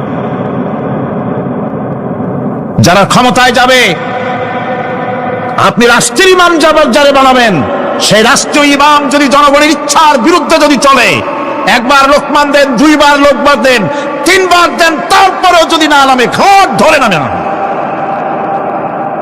নামাজ আপনাকে নেতা নির্বাচন, নেতাকে প্রতিষ্ঠিত রাখা, নেতার আনুগত্য আপনাকে শেখায়। নামাজ লাইন সোজা করে দাঁড়াতে হবে। লাইন যদি বাঁকা করেন, আপনার কলজেটা ওরকম বাঁকা হয়ে যাবে, নাউযুবিল্লাহ। নামাজের কাতারে যার কারণে নামাজের কাতার বাঁকা হবে, পুরা কাতারের জন্য আল্লাহর কাছে ওই লোকটা দায়ী হয়ে যাবে। নামাজ শৃঙ্খলা শিখায়, সুবহানাল্লাহ কইতে ইচ্ছে করে না? নামাজ শৃঙ্খলা শিখায়, শৃঙ্খলা বোধ শিখায়, সোজা হয়ে দাঁড়ায়। তারপরে ঐক্য এবং মহব্বত শিখায়। নামাজের ভিতরে যখন দাঁড়ায় গেলেন, আমির দাঁড়ালো, ফকির দাঁড়ালো, মন্ত্রী দাঁড়ালো, তার ড্রাইভারও দাঁড়ায় গেল, একই কাতারে দাঁড়ায় গেছে। নামাজ পড়তে গিয়ে ড্রাইভারের পাও গিয়ে লেগেছে মন্ত্রীর গায়ে। নামাজ শেষ হওয়ার পর মন্ত্রীর বাবার ক্ষমতা নাই এ কথা বলার যে বেটা ড্রাইভার সলিমদ্দি, তোর পাও লেগেছে আমার পায়ে, তোর চাকরি শুদ্ধা দোজকে পাঠায় দেব। পারবে বলতে? পারবে না। মিয়া মন্ত্রী সাহেব, এটা তোমার সেক্রেটারিয়েট না, এটা আল্লাহর ঘর। এটা কার ঘর? এক হি সব মে খড়ে হো গে মাহমুদ ও আয়াজ, এক হি সব মে খড়ে হো গে महमूद ओ अयाज, न कोई बंदा रहा न कोई बंदा नवाज। একই কাতারে দাঁড়িয়ে গেছে সম্রাট মাহমুদ আর চাকর আয়াজ। এখন সম্রাট মাহমুদও নাই, চাকর আয়াজও নাই, সম্রাট আর চাকর দুজনই আল্লাহ পাকের গোলাম হয়ে গিয়েছে। তুমি মসজিদে এসেছো, তুমি আল্লাহর গোলাম। কার গোলাম? আল্লাহ পাকের গোলাম। এই জিনিস শিখায় নামাজ। নামাজ শিখায় মানুষকে পাঞ্চুয়ালিটি, নিয়মানুবর্তিতা, সময়ের জ্ঞান শিখায় নামাজ। নামাজ মানুষকে কি শিখায়? আল্লাহ রাব্বুল আলামিন বলছেন, ইন্নাস সালাতা কানাত আলাল মুমিনিনা কিতাবাম মাওকুতা। নিঃসন্দেহে নামাজ মুমিনদের নিয়মানুবর্তিতার সাথে ফরজ করা হয়েছে, তাদের উপরে নিয়মানুবর্তিতার উপরেই, সময়ের উপরে নামাজকে ফরজ করা হয়েছে। আপনার আন্দাজ মতো আপনি পড়তে পারবেন না, সময় মতো পড়তে হবে, আল্লাহ লক্ষ্যে পড়তে হবে। আমার দেশের মসজিদগুলিতে ফজরের নামাজ পড়া হয় এমন সময় পূর্ব দিক ফর্সা হয়ে যায়। ইমাম সাহেব যদি ভুল করেন, নামাজ যদি দোহরাতে যান, তাহলে সূর্য উদয় হয়ে যাবে, এমন অবস্থা। নামাজ এত দেরিতে পড়া হয়। প্রত্যেক ওয়াক্তের নামাজ আল্লাহ লক্ষ্যে পড়ার জন্য রাসূল সাল্লাল্লাহু আলাইহি ওয়াসাল্লাম তাগিদ করেছেন। সময়ের দিকে লক্ষ্য রাখতে বলা হয়েছে। যেই জাতি, লক্ষ্য করুন, যে জাতির দৈনিক 5 বার টাইমলি অক্তমতো সময় মতো নামাজ আদায় করতে হয়, দুর্ভাগ্যজনক সত্য, সেই জাতির কাছে সময়ের কোনো দাম নাই। সময়ের দাম নাই। 9টার গাড়ি কয়টা আসবে? 9টার গাড়ি কয়টা আসবে? একদিন দেখা গেল সত্যি 9টার সময় এসে গেছে। যাত্রীরা বলছে মাশাআল্লাহ, অন্তত একটা দিন তো 9টার সময় আসলো। স্টেশন মাস্টার বলছে না, খুশি হওয়ার কারণ নাই, আজকের না, এটা গতকালকেরটা। আমার আমেরিকার সফরের সময়, যে বাড়িতে আমি আমেরিকায় থাকি, কুইন্স এলাকায়, নিউ ইয়র্ক সিটিতে, সে বাড়িওয়ালা চাকরি করে। সে আমাকে বলল 10টি বছর আমি একটা ট্রেনে যাতায়াত করি। সে বলছে রাত 3:45 ট্রেনটা আসে, ওই ট্রেনে চড়ে সে তার কর্মস্থলে যায়। বলল 10টা বছর আমি এখানে আছি, 10 বছরের ভিতরে এই ট্রেনটা 1 মিনিটের জন্য এদিক ওদিক করলো না, ঠিক 3:45 এসে হাজির হয়ে গেছে। ঝড় হোক, বৃষ্টি হোক, স্নো পড়ুক, বরফ পড়ুক, টাইমলি চলতেছে। দুনিয়ায় ভিন্ন জাতিরা যে উন্নতি করে, তার পেছনে সময়ের জ্ঞান তাদের অনেক বেশি আমাদের থেকে। কথা ঠিক কিনা? আমাদের সময় জ্ঞান নাই, সময়ের কোনো মূল্য আমরা দেই না। 2টার সময় মিটিং হবে, মন্ত্রী সাহেব আসেন 5টার সময়, ঠিক কিনা? বক্তৃতার জন্য সময় দেওয়া হয়েছে 20 মিনিট, নাহমাদু ওয়া নুসাল্লি আলা কইয়া সুর দিয়া 35 মিনিট গেছে নাহমাদু কইতে কইতে। সময় 20 মিনিট, তার মনেই নেই। এই যে সময়ের জ্ঞান নাই, এটা ব্যর্থতা। নামাজ মানুষকে সময়ের জ্ঞান শিখায়, কোন আলহামদুলিল্লাহ। এই সময়ের জ্ঞান আমাদেরকে শিখতে হবে। এবার আমি আপনাদের সামনে বলতে চাই, আল্লাহর নবী জনাবে মুহাম্মদ রাসূলুল্লাহ সাল্লাল্লাহু আলাইহি ওয়াসাল্লাম নামাজের ব্যাপারে কি বলছেন। এতক্ষণ তো আল্লাহর কথা শোনালাম, কার কথা শোনাইছে? আমার আল্লাহর নবী বলেন, নবীকে প্রশ্ন করা হলো, ইয়া রাসূলুল্লাহ, আইয়ু শাইইন আহাব্বু ইনদাল্লাহি ফিল ইসলাম, ইসলামের মধ্যে আল্লাহর কাছে কোন জিনিসটা বেশি প্রিয়? আল্লাহর কাছে ইসলামের কোন জিনিসটা বেশি প্রিয়? হুজুর বললেন, as-salatu li waqtiha, মান তারাকা সালাতান ফালা দীনা লাহু ওয়াস-সালাতু ইমাদুদ্দিন। আল্লাহর কাছে সবচাইতে বেশি প্রিয় হচ্ছে নামাজ। সবচাইতে প্রিয় কি? নামাজ। ওয়াক্ত মতো নামাজ আদায় করা আল্লাহ পাকের বেশি প্রিয়। আর এই নামাজ হচ্ছে দ্বীনের খুঁটি। এটা দ্বীনের কি? খুঁটি। এই যে খুঁটিগুলো আছে, খুঁটিগুলো ফালাই দিলে তারপর আপনার এই প্যান্ডেল থাকবে? থাকবে না। বিল্ডিং এর পিলার ভেঙে দেন, বিল্ডিং টিকবে? ঘরের খুঁটিগুলি উড়াই ফেলেন, ঘর টিকবে? টিকবে না। দ্বীনের খুঁটি হচ্ছে নামাজ।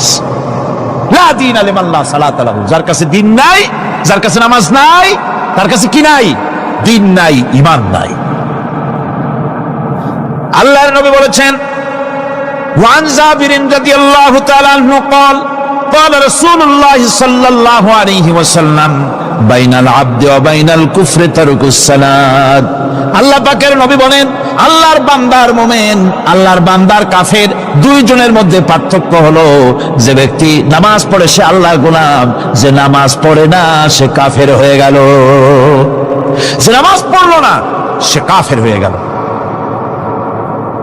মান তারাকা সালাতান মুতাআম্মিদান ফাকাদ কাফারা, যে ব্যক্তি ইচ্ছে করে নামাজ ছেড়ে দিল সে কাফের হয়ে গেল। বলেন নাউযুবিল্লাহি মিন যালিক। এই জন্য নামাজ আদায় করা বাধ্যতামূলক প্রত্যেকটি মুসলমানের জন্য। রাসূল করিম সাল্লাল্লাহু আলাইহি ওয়াসাল্লাম একটা দৃষ্টান্ত দিয়েছেন। কারো বাড়ির সামনে যদি একটা নাহার থাকে, একটা পুকুর থাকে, একটা খাল থাকে প্রবাহিত, এতে যদি ওই বাড়িওয়ালা দৈনিক 5 বার গোসল করে, তাহলে তার গায়ে কি কোনো ময়লা থাকে? হুজুর, সাহাবীরা বললেন, না হুজুর, থাকে না। হুজুর বললেন, এটাই হলো নামাজের দৃষ্টান্ত। 5 ওয়াক্ত নামাজ যে আদায় করবে, সে গুনাহ থেকে আল্লাহ পাক তাকে পবিত্র করে দিবেন। সুবহানাল্লাহি ওয়া বিহামদিহি। আমার ভাইরা, নামাজ পড়লে পরে এক জুমা থেকে আর এক জুমা পর্যন্ত মানুষ যে সমস্ত গুনাহ করে, কবিরা গুনাহগুলি বাদে, শিরক আর কবিরা গুনাহগুলি বাদে যত গুনাহ আছে তার কাফারা হয়ে যায়। নামাজ যে সঠিকভাবে আদায় করবে, এই নামাজটা একটা কঠিন কাজ। নামাজটা কি কাজ? কে বলতেছেন কথা? আল্লাহ পাক। ওয়া ইন্নাহা লাকাবীরাতুন ইল্লা আলাল খাশিঈন। নামাজ একটা ভারী জিনিস, একটা কঠিন জিনিস। কাদের জন্য কঠিন নয়? যারা নাকি আল্লাহ পাককে ভয় করে। আল্লাযীনা ইয়াযুন্নুনা আন্নাহুম মুলাকু রাব্বিহিম ওয়া আন্নাহুম ইলাইহি রাজিউন। যারা নাকি একথা মনের ভিতরে ধারণা করে যে আল্লাহ রাব্বুল আলামিনের দরবারে আমার হাজির হওয়া লাগবে, মোলাকাত করা লাগবে, এই চিন্তা যারা করে তাদের জন্য নামাজ মোটেই কষ্টকর নয়, নামাজ মোটেই তাদের জন্য অসহনীয় নয়, বোঝা নয়, ভার নয়। তারা নামাজ আদায় ঠিকই করবে। এই জন্যে বিবি বাল বাচ্চা সকলকে নামাজের জন্য তাকিদ করতে হবে। যত ভাই এখানে এসেছেন নিজেরা পড়বেন, বিবি বাল বাচ্চাকে তাকিদ করবেন। আল্লাহ পাক বলছেন ওয়া আনজির আশীরাতাকাল আকরাবিন, তোমার নিকটবর্তী যারা আছে তাদেরকে তুমি আল্লাহর ভয় দেখাও। নামাজের জন্য তাদেরকে বলো, আল্লাহর ভয় তাদের অন্তঃকরণের মধ্যে সৃষ্টি করে দাও। আর এই নামাজ পড়তে হবে জামাতের সাথে। নামাজ পড়তে হবে কিছুর সাথে? জামাতের সাথে। রাসূল করিম সাল্লাল্লাহু আলাইহি ওয়াসাল্লাম বলছেন, হুজুরের কাছে, আল্লাহর নবীর কাছে, হযরতে আবু হুরায়রা রাদিয়াল্লাহু তাআলা আনহু হাদিসটি বর্ণনা করেছেন। হুজুরের কাছে একজন অন্ধ লোক এলো। সেই অন্ধ লোক এসে বললেন, হুজুর আমি তো চোখে দেখি না, জামাতের যে গুরুত্বের কথা আপনি বললেন, আমাকে কি রুখসত দেওয়া যায় নাকি? আমি অনেক সময় সাথী সঙ্গী পাই না, আমাকে কি রুখসত দেওয়া যায় নাকি? হুজুর বললেন, হ্যাঁ তোমাকে রুখসত দেওয়া গেল। অন্ধ যখন হেঁটে যাচ্ছিলেন, নবীজি তাকে আবার ডাকলেন, ডেকে জিজ্ঞেস করলেন, অন্ধ নামাজের মসজিদের আজান কি তোমার কানে যায়? বলে, হ্যাঁ আমি আজান শুনি। হুজুর বললেন, আজানের জবাব দিবা, মসজিদে এসে জামাতে নামাজ পড়বা। একজন অন্ধকে রুখসত দেওয়া হয় নাই। মসজিদে আজান শোনার পর ঘরে বসে যদি নামাজ আদায় করেন, নামাজের হক আদায় হবে না। হুজুর সাল্লাল্লাহু আলাইহি ওয়াসাল্লাম বলেছেন, মসজিদে আজান হওয়ার পর যে ব্যক্তি ঘরে বসে নামাজ পড়ে, আমার ইচ্ছা হয় ঘরটা আগুন দিয়ে জ্বালায় দেই। কে বলতেছেন? রাহমাতুল লিল আলামিন বলতেছেন। রাহমাতুল লিল আলামিন বলতেছেন, ঘরের মধ্যে যদি মেয়ে লোক আর বাচ্চারা যদি না থাকতো, তাহলে আমার ইচ্ছা হয় আমি বলি আগুন দিয়ে ঘরটারে জ্বালায় দাও। এই ঘরের মহব্বতই তো সে বাইর হয় না। নামাজের এত বড় গুরুত্ব দেওয়া হয়েছে। আমার বন্ধুগণ, এই নামাজের জামাতি আল্লাহর নবী জীবনের শেষ নামাজ জামাতে আদায় করেছেন। জীবনের শেষ নামাজটাও জামাতে আদায় করলেন। তখন তার এমন অবস্থা, এত অসুস্থ, দাঁড়াতে পারেন না, হাঁটতে পারেন না। দুইজন সাহাবীর কাঁধের উপরে ভর করে তারপরে বহু কষ্ট করে মসজিদে গিয়ে নামাজ আদায় করেছেন। খুতবা দিয়েছেন।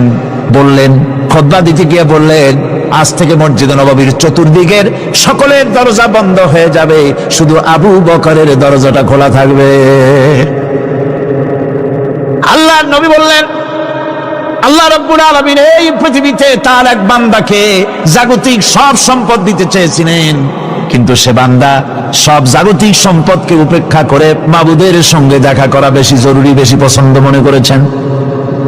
এতটুকুন কথা নবীজি বললেন, কেউ কিছু বুঝলো না। হযরতে আবু বকর রাদিয়াল্লাহু তাআলা আনহু হুজুরের এই কথা শুনে কাঁদতে কাঁদতে তিনি অস্থির হয়ে যাচ্ছেন। সাহাবীরা চিন্তা করলেন, হুজুর কার না কার কথা বলেছেন, তাতে কান্নার কি আছে? বয়োবৃদ্ধ, জ্ঞানবৃদ্ধ হযরতে আবু বকর রাদিয়াল্লাহু তাআলা আনহু বুঝতে পেরেছেন, এই পৃথিবীর সব সম্পদ তো আল্লাহ হুজুরকেই দিতে চেয়েছিলেন। তিনি সমস্ত সম্পদকে উপেক্ষা করে তার মাবুদের সঙ্গে দেখা করার জন্য প্রস্তুতি নিয়েছেন। তার মানে হলো আল্লাহ নবী বিদায় হয়ে যাবেন, আমরা নবী থেকে এতিম হয়ে যাব। নবীজি ঘরের মধ্যে প্রবেশ করলেন, প্রচন্ড জ্বর এলো। এই প্রচন্ড জ্বর নিয়ে তিনি শুয়ে আছেন, কখনো বেহুশ কখনো হুশ। এর মধ্যে সারাজান হয়ে গেল।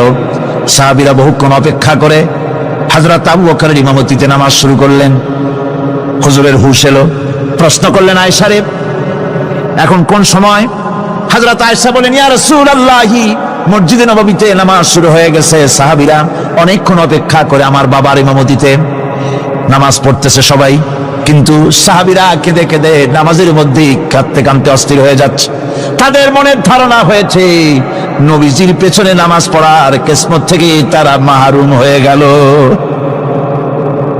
নবীজি বলেন, আয়েশা দরজা খুলে দাও আর আমার মাথাটা একটু উঁচু করে ধরো, আমি একটু নামাজের দৃশ্যটা দেখি। দরজা খুলে দেওয়া হলো, নবীজির মাথা উঁচু করে ধরা হলো। নামাজের জামাতের দৃশ্য দেখে নবীজি আবার শুয়ে পড়লেন। হযরত মা আয়েশা লক্ষ্য করে দেখেন নবীজির দুই চোখের কোনা দিয়া পানি পড়তেছে। মা আয়েশা জিজ্ঞেস করেন, ইয়া রাসূলুল্লাহ, নামাজের দৃশ্য দেখে চোখে কেন পানি এলো? হুজুর বলেন, আয়েশা রে, এটা কোনো দুঃখের পানি নয়, এটা তৃপ্তির পানি। এই যে জামাত নামাজ পড়তেছে লোকেরা, এই জামাত কায়েমের জন্য তায়েফের ময়দানে অনেক রক্ত আমার ঝরেছে। উহুদের ময়দানে দান মোবারক শহীদ হয়েছে, সাহাবায়ে কেরাম জীবন দিয়েছে। এই যে জামাত আমি দেখতে পেলাম, ভবিষ্যতের একটা ছবি যেন চোখে ধরা পড়লো। আমার মনে হলো কিয়ামত পর্যন্ত এই পৃথিবীতে আমার যত উম্মত আসবে তারা এইভাবে করে জামাতে নামাজ আদায় করবে। নবীজি মাথার কাছে মালাকুল মউত যখন এসে গেছেন, আমার ভাইরা, এই পৃথিবীতে যত নবীরা এসেছিলেন মৃত্যুর সময় সমস্ত নবীরা শেষ কথা যেটা বলেছেন, হাদিস, সমস্ত নবীরা উম্মতের জন্য মৃত্যুর মুহূর্তে শেষ কথা যেটা বলেছেন সেটা হলো আসসালাত, আসসালাত, নামাজ, নামাজ। আমার নবী যখন বিদায় হয়ে যান, বিদায় মুহূর্তে মেয়ের কথা বললেন না, কলিজার টুকরা নাতির কথা বললেন না, জামাইয়ের কথা বললেন না, স্ত্রীর কথা বললেন না, মৃত্যুর সময় শেষ কথা বললেন আসসালাত, আসসালাত ওয়া মা মালাকাত আইমানুকুম, নামাজ, নামাজ, আমার উম্মতেরা নামাজ, আমার উম্মতেরা নামাজ ছেড়ে দিও না, নামাজ। যে নবী উম্মতের জন্য এত কাঁদলেন, নামাজের জন্য এত কথা বলে গেলেন, আল্লাহ রাব্বুল আলামিন নামাজের জন্য এত নির্দেশ করলেন, নবী ইন্তেকালের সময় নামাজের কথা বলে দিলেন, সেই মুসলমান আজ নামাজ আদায় করে না, নামাজ পড়ে তো নামাজ শুদ্ধ হয় না। হযরত হুযায়ফা রাদিয়াল্লাহু তাআলা আনহু তিনি একবার ইয়েমেন সফর করেছিলেন, এক মসজিদে নামাজ পড়লেন, একজনকে তিনি নামাজ পড়তে দেখলেন। নামাজ পড়তে দেখে তিনি অপেক্ষা করলেন, লোকটার নামাজ হয়ে যাওয়ার পর তিনি প্রশ্ন করলেন, আল্লাহর বান্দা, তুমি কতদিন এরকমের নামাজ পড়তেছ? তিনি বললেন, প্রায় 40 বছর তো হবে আমি এরকম নামাজ পড়তেছি। হযরত হুযায়ফা বলেন, তুমি কি আমারে চেনো? কয়, না, চিনি না। হযরত হুযায়ফা বললেন, আল্লাহর বান্দা শোনো, আমি হচ্ছি আল্লাহর নবী মুহাম্মদুর রাসূলুল্লাহ সাল্লাল্লাহু আলাইহি সাল্লামের সাহাবী হুযায়ফা। ও আল্লাহর বান্দা, তুমি যেভাবে নামাজ পড়েছ এইরকম যদি 40 বছর নামাজ পড়ে থাকো, আল্লাহর কসম করে বলি, নবীজি যে নামাজ শিখাইছেন তোমার সে নামাজ হয় নাই, রাসূলুল্লাহ নামাজ হয় নাই। নামাজ পড়লেই হবে না, রাসূলুল্লাহ বলেছেন, সাল্লু কামা রাআইতুমুনি উসাল্লি, নামাজ পড়ো সেইভাবে যেভাবে আমারে পড়তে দেখো। বিশ্বাস করুন ভাইরা, নামাজ যদি না হয়, হরতাল করিয়া, মিছিল করিয়া, বিক্ষোভ করিয়া, যে কোনো আন্দোলন করে ইসলামকে বিজয়ী করা যাবে না যতক্ষণ পর্যন্ত নামাজ সহি না হবে। নামাজ হচ্ছে ফাউন্ডেশন, নামাজ নাই কিচ্ছু নাই। ঠিকঠাক করে 2টা সেজদা দিয়ে উঠে যাবেন, আপনার ইসলামী আন্দোলনের 4 পয়সার দাম নাই। নামাজ আগে, জিহাদের ময়দানেও নামাজ, যেখানে আছেন ওখানেই নামাজ পড়তে হবে, আর তা পড়তে হবে আদবের সাথে, মুহাব্বতের সাথে। অন্তত এক তাসবিহ পরিমাণ তো বটেই। যদি তা না হয়, রুকুর থেকে দাঁড়ালেন, সেজদায় চলে গেলেন, ওয়াজিব তরক হলো, সেজদা দিলেন না, নামাজ ফাসিদ হয়ে গেল, নষ্ট হয়ে গেল নামাজ। এটা পাগলামি না, নামাজ সহিভাবে আদায় করতে হবে। নামাজ থেকে দাঁড়াবেন, রুকুর থেকে দাঁড়ায় গেলেন, বলবেন রব্বানা লাকাল হামদ, কোন রব্বানা লাকাল হামদ হামদান কাসীরান তাইয়িবান মুবারাকান ফিহি। একজন সাহাবী এই দোয়াটা পড়ছিলেন। নামাজ শেষ করে আল্লাহর নবী প্রশ্ন করলেন, নামাজের ভিতরে অতিরিক্ত এই কথাগুলি কে বলেছো? সাহাবী ভয় পেয়ে গেলেন, ভয় তিনি বললেন, হুজুর আমি বলেছি। হুজুর বললেন, তুমি জানো না আমি নবী, তুমি নবী না, আমি যা দেখি তুমি দেখতে পাও না। তুমি যখন এই দোয়াটা পড়তেছিলেন আমি লক্ষ্য করেছিলাম আল্লাহর রহমতের ফেরেশতারা প্রতিযোগিতা করতেছিল তোমার আমলনামায় কে কত বেশি নেকি লিখবে। রুকুতে দাঁড়ায়া এটা পড়বেন, সেজদায় চলে যাবেন, 2 সেজদার মাঝখানে ততক্ষণ বসে থাকবেন যতক্ষণ একটা সেজদার ভিতরে ছিলেন, পড়বেন আল্লাহুম্মা গফিরলি ওয়ারহামনি ওয়াহদিনি ওয়াআফিনি ওয়ারযুকনি। নামাজের মধ্যে দোয়া করতেছেন, আল্লাহ আমারে ক্ষমা করে দাও। সব দোয়া সব হুজুরের। আমাকে ক্ষমা করো, আমাকে হেদায়েত দাও, আমাকে সুস্থ করো, আমাকে রহম করো, আমাকে রিজিক দাও। সুবহানাল্লাহ। নামাজের ভিতরে দোয়া কবুলের সময়, নামাজের সেজদার ভিতরে দোয়া কবুল হয়। এইভাবে করে রাসূল করিম সাল্লাল্লাহু আলাইহি ওয়াসাল্লামের নামাজটা কেমন হাক্কানি উলামাদের কাছ থেকে জেনে নেবেন। যেহেতু হুজুর বলেছেন সাল্লু কামা রাআইতুমুনি উসাল্লি, নামাজ পড়ো সেইভাবে যেভাবে আমাকে পড়তে দেখো। নামাজের ভিতরে একাগ্রতা লাগবে, ভালোবাসা লাগবে, ভয় লাগবে, মুহাব্বত লাগবে। পরিপূর্ণ সময় নিয়ে শান্তিপূর্ণভাবে নামাজ পড়তে হবে। আর যত তাড়াহুড়া সব হচ্ছে নামাজের মধ্যে, ঠিক কিনা ভাইরা? রাসূল করিম সাল্লাল্লাহু আলাইহি ওয়াসাল্লামের যে নামাজ, হুজুর যেভাবে নামাজ পড়েছেন হাদিসে যা পাওয়া যায়, হাদিসে বুখারীতে সব আছে, দেখে নেবেন, সেইভাবে নামাজটা আদায় করে নেবেন। কিয়ামতের দিন আল্লাহ রাব্বুল আলামিন সর্বপ্রথম বান্দাকে প্রশ্ন করবেন কি? বুখারী শরীফে এসেছে, আন আবি হুরায়রা রাদিয়াল্লাহু তাআলা قال سمعت رسول الله صلى الله عليه وسلم يقول إنما يحاسب به العبد يوم القيامة من عمله صلاته। বুখারী শরীফের হাদিস, আল্লাহ রাব্বুল আলামিনের নবী বলেন, হযরত আবু হুরায়রা হাদিসখানা বর্ণনা করেছেন, তিনি বলেন যে আমি রাসূলের মুখে শুনেছি কিয়ামতের দিন আল্লাহ রাব্বুল আলামিন সর্বপ্রথম তার বান্দার কাছে প্রশ্ন করবেন, বান্দা নামাজ আদায় করেছিলি কিনা? নামাজ সর্বপ্রথম প্রশ্ন। যেরকম সর্বপ্রথম প্রশ্ন কি? নামাজ। এই নামাজ আপনার বাচ্চাদেরকে যখন 7 বছর বয়স হবে নামাজের হুকুম করবেন। 10 বছরে নামাজ না পড়লে প্রহার করতে বলা হয়েছে। নামাজের জন্য কড়াকড়ি করতে হবে। পুরুষ নারী মেয়েদের মাসের ভিতরে কখনো কখনো তাদের যে সমস্ত মাসলা মাসাইল আছে সেই অনুযায়ী কখনো তাদের ক্ষমা আছে, বাকি তাদের নামাজ পড়তে হবে। আর পুরুষের জন্য পাগল হয়ে যাওয়া, বেহুশ হয়ে যাওয়া ছাড়া নামাজ মাপ নাই, নামাজ পড়তেই হবে। এই যে নামাজ না হলে ঈমান থাকবে না, ঈমান নষ্ট হবে, কিয়ামতে জাহান্নামে যাওয়া লাগবে। এসব কথা শোনার পর আজকের তাফসীরুল কোরআন মাহফিলে আমরা কি ওয়াদা করতে পারি যে আমরা মালাকুল মউত যতক্ষণ পর্যন্ত আমাদের মাথার কাছে না আসবে নামাজ ছেড়ে দেব না? এই ওয়াদা কি করতে পারি? 2 হাত উঁচু করুন, বলেন ইয়া আল্লাহ, আমি তোমার নামে শপথ করছি, যতদিন মালাকুল মউত আমার মাথার কাছে না আসতেছে ততদিন পর্যন্ত ফরজ নামাজ, ফরজ রোজা ছেড়ে দেব না। ইয়া আল্লাহ, মৃত্যু পর্যন্ত আমার এই ওয়াদা পালনের তৌফিক আমাকে দান করো, আমিন। আল্লাহ পাক আমাদের এই ওয়াদা মঞ্জুর করুন, জোরে কোন আমিন। আলোচনার শেষ পর্যায়ে এখন আমরা মুনাজাতের দিকে যাব। দাঁড়ানো ভাইয়েরা সবাই বসেন, মুনাজাতের শরীক হন। আল্লাহ রাব্বুল আলামিন নামাজের জন্য আমাদেরকে দোয়া শিখাই দিয়েছেন, কোন সুবহানাল্লাহ। কে শিখাইছেন দোয়া?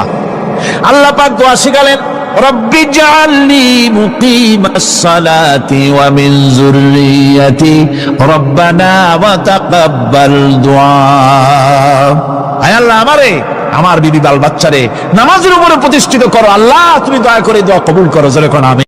আল্লাহ রাব্বুল আলামিনের বাণী, ফাইন্না মাআল উসরি ইউসরান, ইন্না মাআল উসরি ইউসরা। আল্লাহ পাক বলেন, জেনে রাখো, দুঃখ এবং কষ্টের সাথে রয়েছে সুযোগ আর সুবিধা, আর অসচ্ছলতার সাথে রয়েছে উদার সচ্ছলতা, জোরে কোন সুবহানাল্লাহ। কাজে ভয় পাওয়ার কারণ নাই, হতাশ হওয়ার কারণ নাই, মন আশায় বুক বেঁধে রাখো। গুনাহ করেছ, হতাশ হয় না। যুবকদের গুনাহ করা স্বাভাবিক। ইউনিভার্সিটির ছাত্র, কলেজের ছাত্র, প্রফেসর, শিক্ষক, অফিসার ঘুষ খেয়েছেন, জিনা করা হয়েছে, মদ খাওয়া হয়েছে, মিথ্যা কথা বলা হয়েছে, যাই কিছু করেন না কেন ভয় পাওয়ার কারণ নাই, নিরাশ হওয়ার কোনো দরকার নাই। আল্লাহ পাক ডেকে বলেছেন, কুল ইয়া ইবাদিয়াল্লাযীনা আসরাফু আলা আনফুসিহিম লা তাকনাতু মির রাহমাতিল্লাহ। আরে আমার আল্লাহর মতো এত ভালো আর কেউ আছে? এত দরদ আর কারো আছে? আমার আল্লাহ বলেন, ও নবী, আপনি শুনায় দেন হে আল্লাহর বান্দারা, তোমরা যারা নিজেদের উপরে বাড়াবাড়ি করেছো, নিজেদের উপরে জুলুম করেছো, অত্যাচার করেছো, আমি আল্লাহর রহমত থেকে নিরাশ হয়ে যেও না। মানুষ যদি অপরাধ করে, বাপের সাথে অপরাধ করেছে, মায়ের সাথে অপরাধ করেছে, মা বাবা সন্তানের চাইতে এত বড় কল্যাণকামী তো আর কেউ নাই, কিন্তু মা বাবা কোনোদিন বলে না আয় আমার ছেলে তোরে মাফ করে দেই, এরকম বলে নাকি? মন চায় ছেলে যদি মাফ চাইতো, খুশি হয়ে মাফ করে দিতাম, কিন্তু কেন যে আসে না, ডাকে না যে আয় মাফ করে দেই। মা বাবা আপনাকে এত ভালোবাসে, সেই মা বাপও আপনাকে বলে না যে আয় মাফ করে দেই। আমার আল্লাহ হচ্ছেন এমন আল্লাহ, আল্লাহ রাব্বুল আলামিন ডাকেন, এ বান্দা খুন করেছিস ফিরে আয়, জিনা করেছিস ফিরে আয়, হত্যা করেছিস ফিরে আয়, চুরি করেছিস ফিরে আয়, কুফরি করেছিস ফিরে আয়, সুদ খেয়েছিস, ঘুষ খেয়েছিস, মদ খেয়েছিস ফিরে আয়, এসে আমার দরবারে চোখের পানি ফেল, আমার দরবারে কাঁদাকাটি কর। ইন্নাল্লাহ ইয়াগফিরুয যুনুবা জামিআ ইন্নাহু হুয়াল গফুরুর রহিম। আমার দরবারে চোখের পানি ফেলে কান, আমি রব্বুল আলামিন জিন্দেগীর গুনাহ মাফ করে দেব। সুবহানাল্লাহ কোন, সুবহানাল্লাহ কোন। আমার কাছে কান, চোখের পানি ফেল। আল্লাহ রাব্বুল আলামিনের কাছে বান্দার দুইটা ফোঁটা বেশি প্রিয়। একটা হলো জিহাদের ময়দানে যে রক্ত ফোঁটা দেওয়া হয়, এটা আল্লাহর কাছে প্রিয়। আর আল্লাহর ভয়তে গুনার জন্য লজ্জা করে, অনুশোচনা করে বান্দা যখন চোখের পানি ছেড়ে দেয়, আল্লাহর কাছে এটা অত্যন্ত প্রিয়। নবীজি বলেছেন, বান্দা যখন গুনার ভয়তে, আল্লাহর ভয়তে, জাহান্নামের ভয়তে অনুশোচনা করে যখন চোখ দিয়ে পানি ছেড়ে দেয়, ওই চোখের পানি নাকের অর্ধেক আসতে না আসতে আল্লাহ রাব্বুল আলামিন বান্দারে মাফ করে দেয়। আল্লাহ বরদাস্ত করতে পারেন না যে বান্দা কান্দু। আমার ভাইরা, আল্লাহ রহমত এই পৃথিবীতে, আল্লাহর রহমতকে 100 ভাগ করা হয়েছে। আল্লাহ রহমতের কত ভাগ?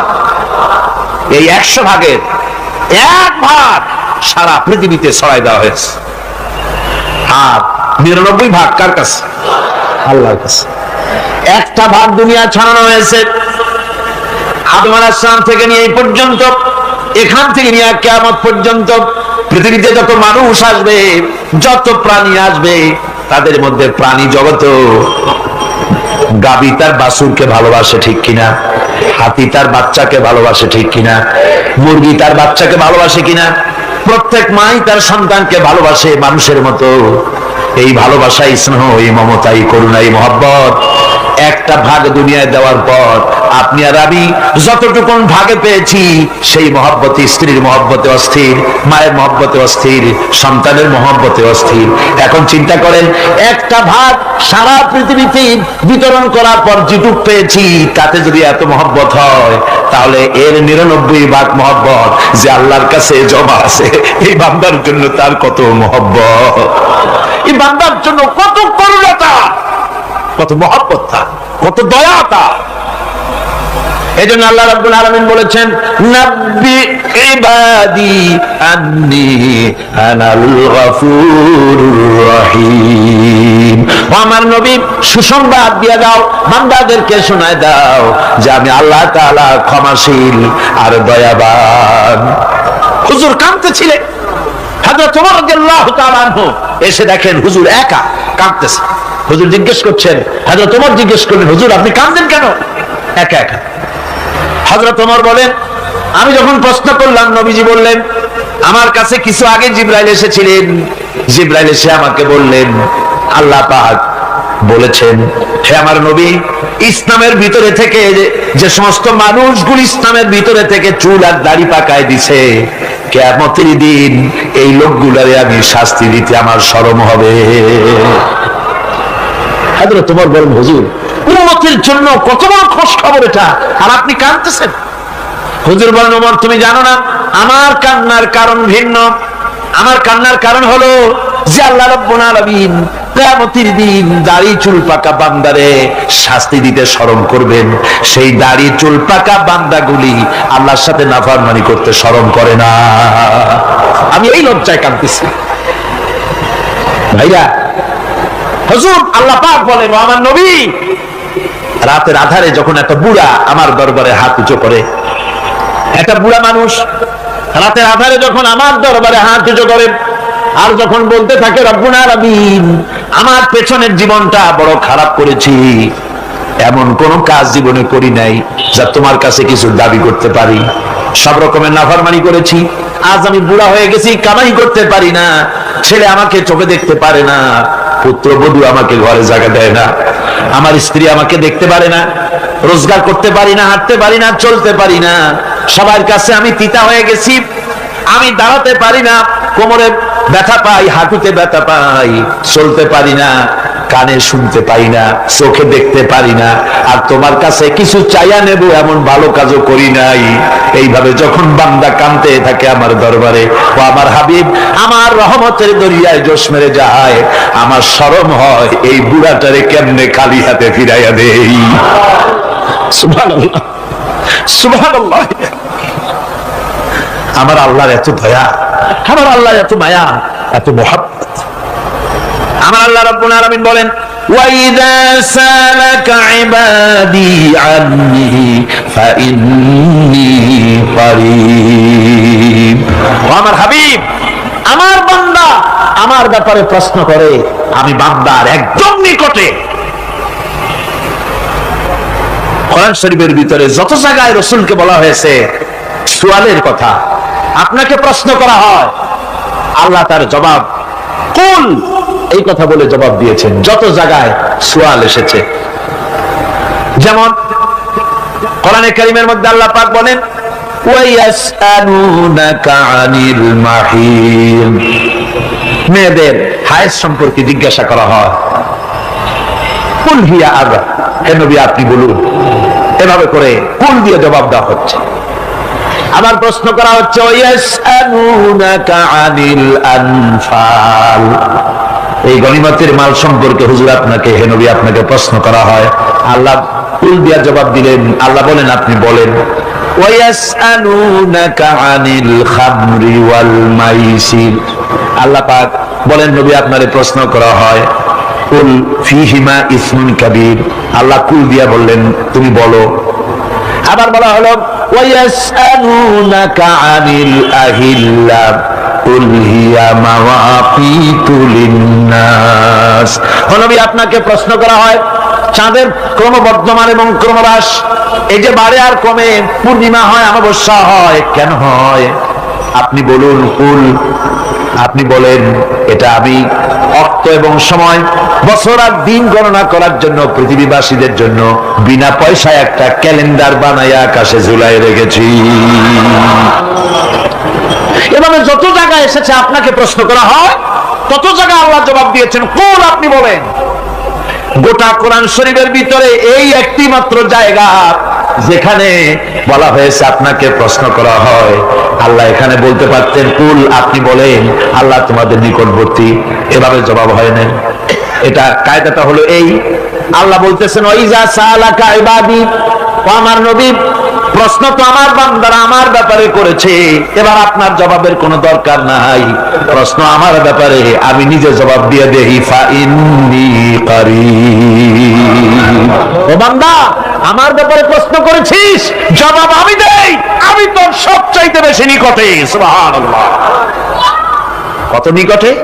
ওয়ানাহানু আকরাবু ইলাইহি মিন হাবলিল ওয়ারিদ, তোর যে রগ এই শাহরগের চাইতেও আমি তোর বেশি কাছে। সুবহানাল্লাহ, আমারে ডাক, আমারে ডাক, কলিজা দিয়া ডাক, অন্তর দিয়ে ডাক। মনের থেকে মানুষ যদি ডাকে, মুখের ডাক আর মনের ডাক এক জিনিস নয়। দিল সে জুবাত নিকলতি হ্যায়, असर रखती है पर नहीं मगर ताकते परवाज रखती है। দিল থেকে যে কথা বেরোয় তা প্রভাব বিস্তার করে, ডানা নাই কিন্তু ওড়ার ক্ষমতা রাখে। মনের কথাই ভিন্ন। মন থেকে, দিল থেকে, কলিজা থেকে, অন্তরের গভীর কন্দর থেকে মুহাব্বতের সাথে কেউ যদি একবার বলে আল্লাহ, বলেন আল্লাহ, আল্লাহ, আল্লাহ, আল্লাহ রাব্বুল আলামিন বলেন অন্তরের অন্তঃস্থল থেকে একটি বার যদি বান্দা বলেন আল্লাহ, আল্লাহ বলেন 70 বার সাড়া দিয়া জিজ্ঞেস করি বান্দা কি চাও, আমি তোমার কাছে আছি। সুবহানাল্লাহ, আমি তোর একদম কাছে, কি চাস বল, বল আমার কাছে। এমন দয়াবান, এমন মেহেরবান, এমন আল্লাহ আমাদের। সে আল্লাহ রাব্বুল আলামিন তিনি বলছেন وقال ربكم ادعوني استجب لكم, তোমাদের রব বলেছেন আমারে ডাকো, আমি আল্লাহ ডাকের সাড়া দিয়া দেব। সুবহানাল্লাহ। কারে ডাকতে হবে, কারে ডাকতে হবে? এই বিশাল জনসমুদ্র একদিকে চিল্লা কোন কারে ডাকতে হবে? কোন পীর সাহেবকে নয়, আল্লাহর কসম কোন খাজা বাবাকে নয়, ডাকতে হবে কারে? চিল্লায় কোন কারে? ওয়াকালা রাব্বুকুম উদউনি, তোমার রব তোমাকে বলতেছে আমারে ডাকো, আস্তাজিব লাকুম, আমারে ডাকবে আমি সাড়া দিয়ে দেব। সুবহানাল্লাহ। আল্লাহকে ডাকেন, কি চাই আপনার বলেন, কি চাই? আল্লাহর কাছে চান, আল্লাহ দিয়ে দিবেন।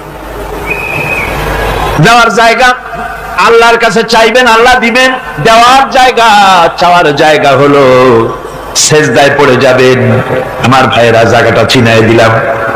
মাজারে যাওয়া লাগবে না, কবরে যাওয়া লাগবে না, 2 রাকাত নামাজ পড়ে সেজদায় পড়ে গিয়া যত বিপদ আছে, মুসিবত আছে, সেজদার মধ্যে চোখের পানি ছেড়ে দেন আর কেন্দে কেন্দে জীবনের কথা বলেন। আল্লাহ রাব্বুল আলামিন আপনার আওয়াজ শুনবেন আর দোয়া কবুল করে নেবেন। কাঁদতে হবে আল্লাহর কাছে। কার কাছে? আল্লাহর কাছে।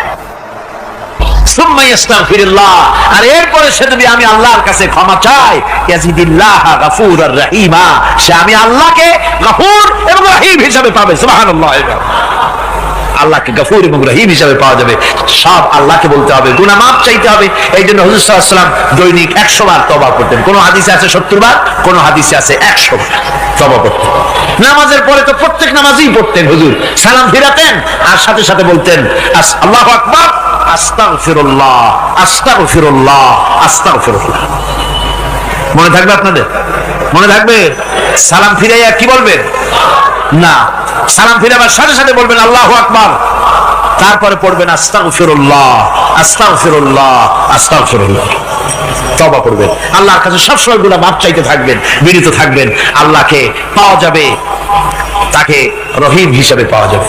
সুতরাং ঈমান বিল্লাহ, আল্লাহর প্রতি ঈমান আনলে পরে 4 নম্বরের যে উপকারটা হবে সেটা হলো হতাশায় ভুগবে না, নিরাশায় ভুগবে না, আশায় বুক বেঁধে উঠবে, ঈমান মজবুত হবে, আল্লাহর কাছে মানুষ বিনয়ী হয়ে যাবে। এবার 5 নম্বরের উপকার আমি বলছিলাম, ঈমান বিল্লাহ, আল্লাহর প্রতি ঈমান আনলে পরে অসংখ্য উপকার হয়, অসংখ্য বৈশিষ্ট্য আছে। এর 6টা উপকারের কথা আমি বলবো। কয়টা? অসংখ্য উপকারের ভিতরে প্রধান 6টি উপকারের কথা বলবো। এর বললাম কয়টা? 7টে বলছি। এবার বলো 5ম উপকারের কথা। আল্লাহর প্রতি আপনি পূর্ব পশ্চিমে কতবার মুখ ঘোরালেন, এটাই কিন্তু আপনার আসল সৎ কাজ নয়। আসল সৎ কাজ হলো আল্লাহর প্রতি ঈমান আনা। এই ঈমানের ব্যাপারে 3টা দিন আমরা পার করে দিলাম, এখনো কথা শেষ হয় নাই। আল্লাহর প্রতি ঈমান আনলে পরে যে উপকারটা হবে 5 নম্বরে, সেটা হলো কঠোর এবং কঠিন বিপদের ভিতরে বান্দার ভিতরে অবিচলতা এবং ধৈর্যের সৃষ্টি হয়ে যাবে। আলহামদুলিল্লাহ। কঠিন বিপদ মুসিবত আসলে পরে সে অবিচল থাকবে। সারা দুনিয়ার বিপদ আপদ, শত্রুতা, দুঃখ, কষ্ট, মুসিবত, জুলুম, নির্যাতন সবকিছু পাহাড়ের মতো উঁচু হয়ে তাকে ঘিরে ফেলবে, কিন্তু তাকে এক চুলও নাড়াতে পারবে না। আলহামদুলিল্লাহ। সারা পৃথিবী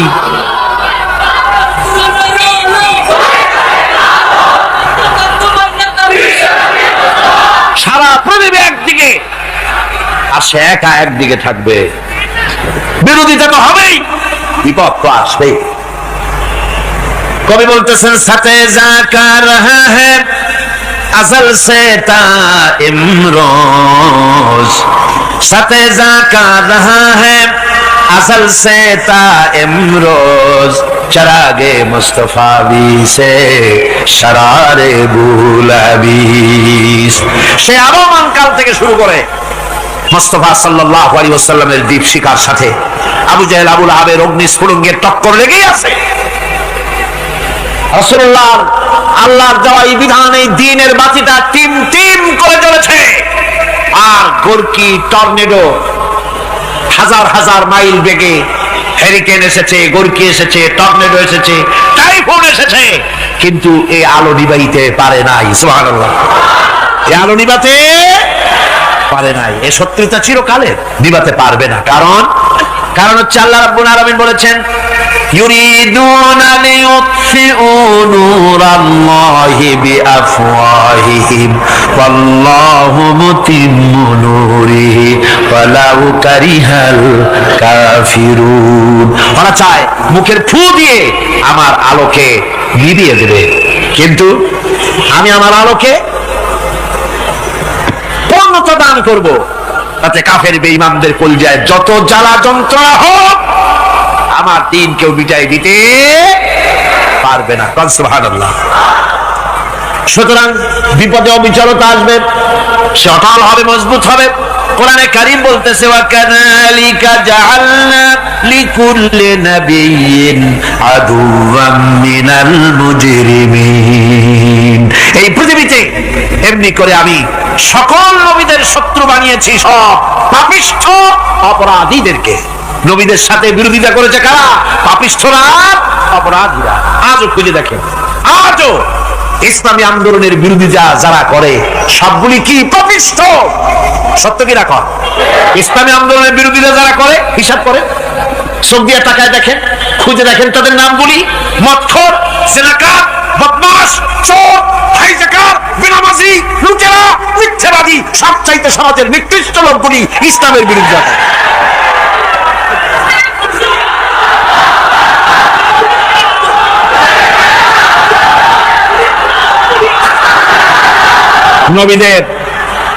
নবীদের শত্রু আল্লাহ বলেন সব যুগে নবীদের সাথে শত্রুতা করেছে পাপিষ্ঠরা।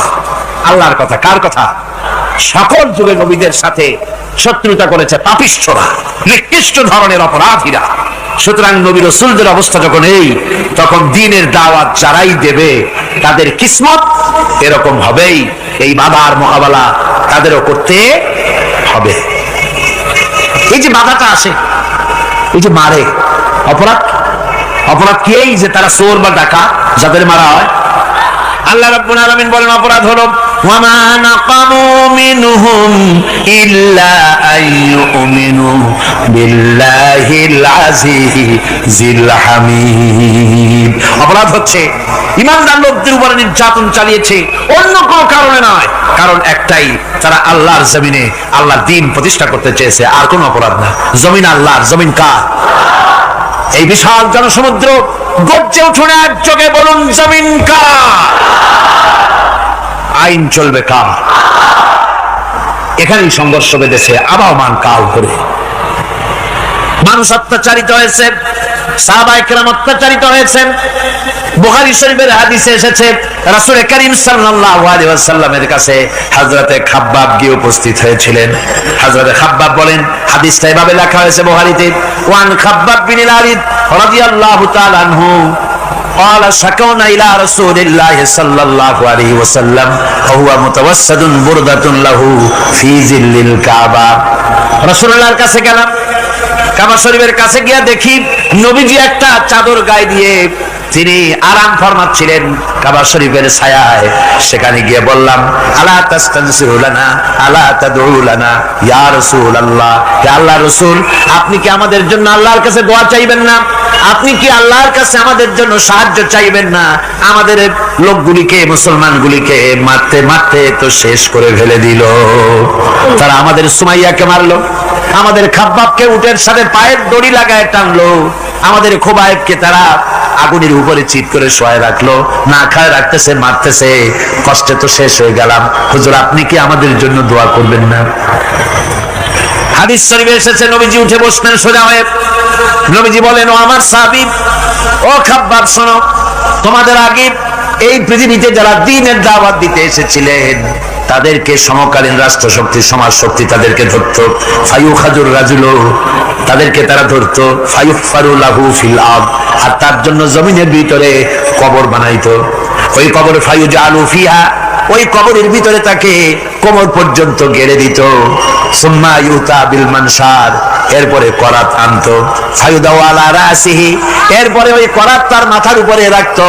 ফায়ুজালু নিসফাইন, এরপরে করাত দিয়া চিরে জীবিত মানুষটারে দ্বিখণ্ডিত করে ফেলে দিত। মা ইয়াসুদ্দুহু যালিকা আন দীনিহি। ও আমার খাব্বাব, এত কষ্ট দেওয়ার পরেও সেই যুগের কোন মুসলমানকে, দ্বীনের দায়ীদেরকে আল্লাহ দ্বীন থেকে এক চুলো তারা সরাই দিতে পারে নাই, এক চুলো সরাতে পারে নাই। ওয়াল্লাহি, ও খাব্বাব, আমি আমার আল্লাহর নামে কসম করে বলছি, লা ইউতাম্মান্নাল্লাহু হাযাল আমরা হাত্তা ইয়াসিরা আর-রাকিবু মিন সানা ইলা হাযরামাউত। আমি কসম করে বলি, আল্লাহ রাব্বুল আলামিনের এই সানা থেকে হাযরামাউত পর্যন্ত লোকেরা যাতায়াত করবে, সুন্দরী রমণীরা গমন করবে, সদাগরেরা যাতায়াত করবে, টাকা নিয়া পয়সা নিয়া যাতায়াত করবে। তাদের মনের মধ্যে লুটের ভয়, টাকার ভয়, চুরির ভয়, ডাকাতির ভয়, জেনার ভয়, হত্যার ভয়, ধর্ষণের ভয়, কোনো ভয় থাকবে না। লা ইয়াখাফু ইল্লাল্লাহ, আল্লাহ ছাড়া কোনো ভয় থাকবে না। এমন একটা সমাজ, এমন একটা সময় আসবে। ওয়ালাকিন্নাকুম তাস্তাজিলুন, অথচ খুব তাড়াহুড়ো তোমরা করতেছো। তাড়াহুড়ো করো না, সময় আসবে ইনশাআল্লাহ।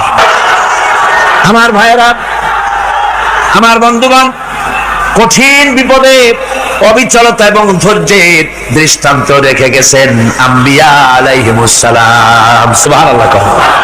কঠিন বিপদে অবিচলতা, দৃঢ়তা, ধৈর্য কারে বলে, তার দৃষ্টান্ত কারা রেখেছেন? আম্বিয়া আলাইহিমুস সালাম। ওনারাই আমাদের আদর্শ, নবীরাই আদর্শ। রব্বানা যালামনা আনফুসানা ওয়া ইন লাম তাগফির লানা ওয়া তারহামনা লানাকুনান্না মিনাল খাসিরিন। ربنا لا تزغ قلوبنا بعد إذ هديتنا وهب لنا من لدنك رحمة إنك أنت الوهاب। আয় আল্লাহ তাআলা, হাজার হাজার মুসলমান নরনারী ঠান্ডাকে উপেক্ষা করে তোমার দ্বীনের কথা শোনার জন্য, কোরআনে কারীমের কথা শোনার জন্য এই মাঠে এসে হাজির হয়েছে। আল্লাহ তুমি দয়া করে মেহেরবানি করে আলোচনার সওয়াবটুকু হুজুরে পুরনূর সাল্লাল্লাহু আলাইহি সাল্লামের রূহ মুবারকে পৌঁছে দাও। রব্বুল আলামিন, আমাদের মধ্য থেকে যাদের মা বাপ দুনিয়া থেকে জনমের মতো বিদায় হয়ে গেছে, আল্লাহ কবরে যদি আযাব থাকে দয়া করে আযাব মাফ করে দাও। আল্লাহ আমাদের মা বাপের উপরে তোমার রহমত নাজিল করো। রব্বিরহামহুমা কামা রাব্বায়ানি সগীরা, রব্বিরহামহুমা কামা রাব্বায়ানি সগীরা। হে আল্লাহ রাব্বুল আলামিন, এই মাহফিলে যত লোক আছি আমরা, কার কোন ব্যাধি আছে, রোগ আছে, আমরা তুমি ভালো করে জানো। আমাদের প্রত্যেকের ব্যাধিকে তুমি শিফায়ে আজলা দান করে দাও। আল্লাহুম্মা হাব্বিব ইলাইনাল ঈমান ওয়াযায়্যিনহু ফি কুলুবিনা ওয়া কাররিহ ইলাইনাল কুফরা ওয়াল ফুসুক ওয়াল ইসয়ান ওয়াজআলনা মিনার রাশিদিন। ربنا تقبل منا إنك أنت السميع العليم وتب علينا إنك أنت التواب الرحيم. سبحان ربك رب العزة عما يصفون وسلام على المرسلين الحمد لله رب العالمين. واجعل آخر كلمتنا عند الموت لا إله إلا الله محمد رسول الله.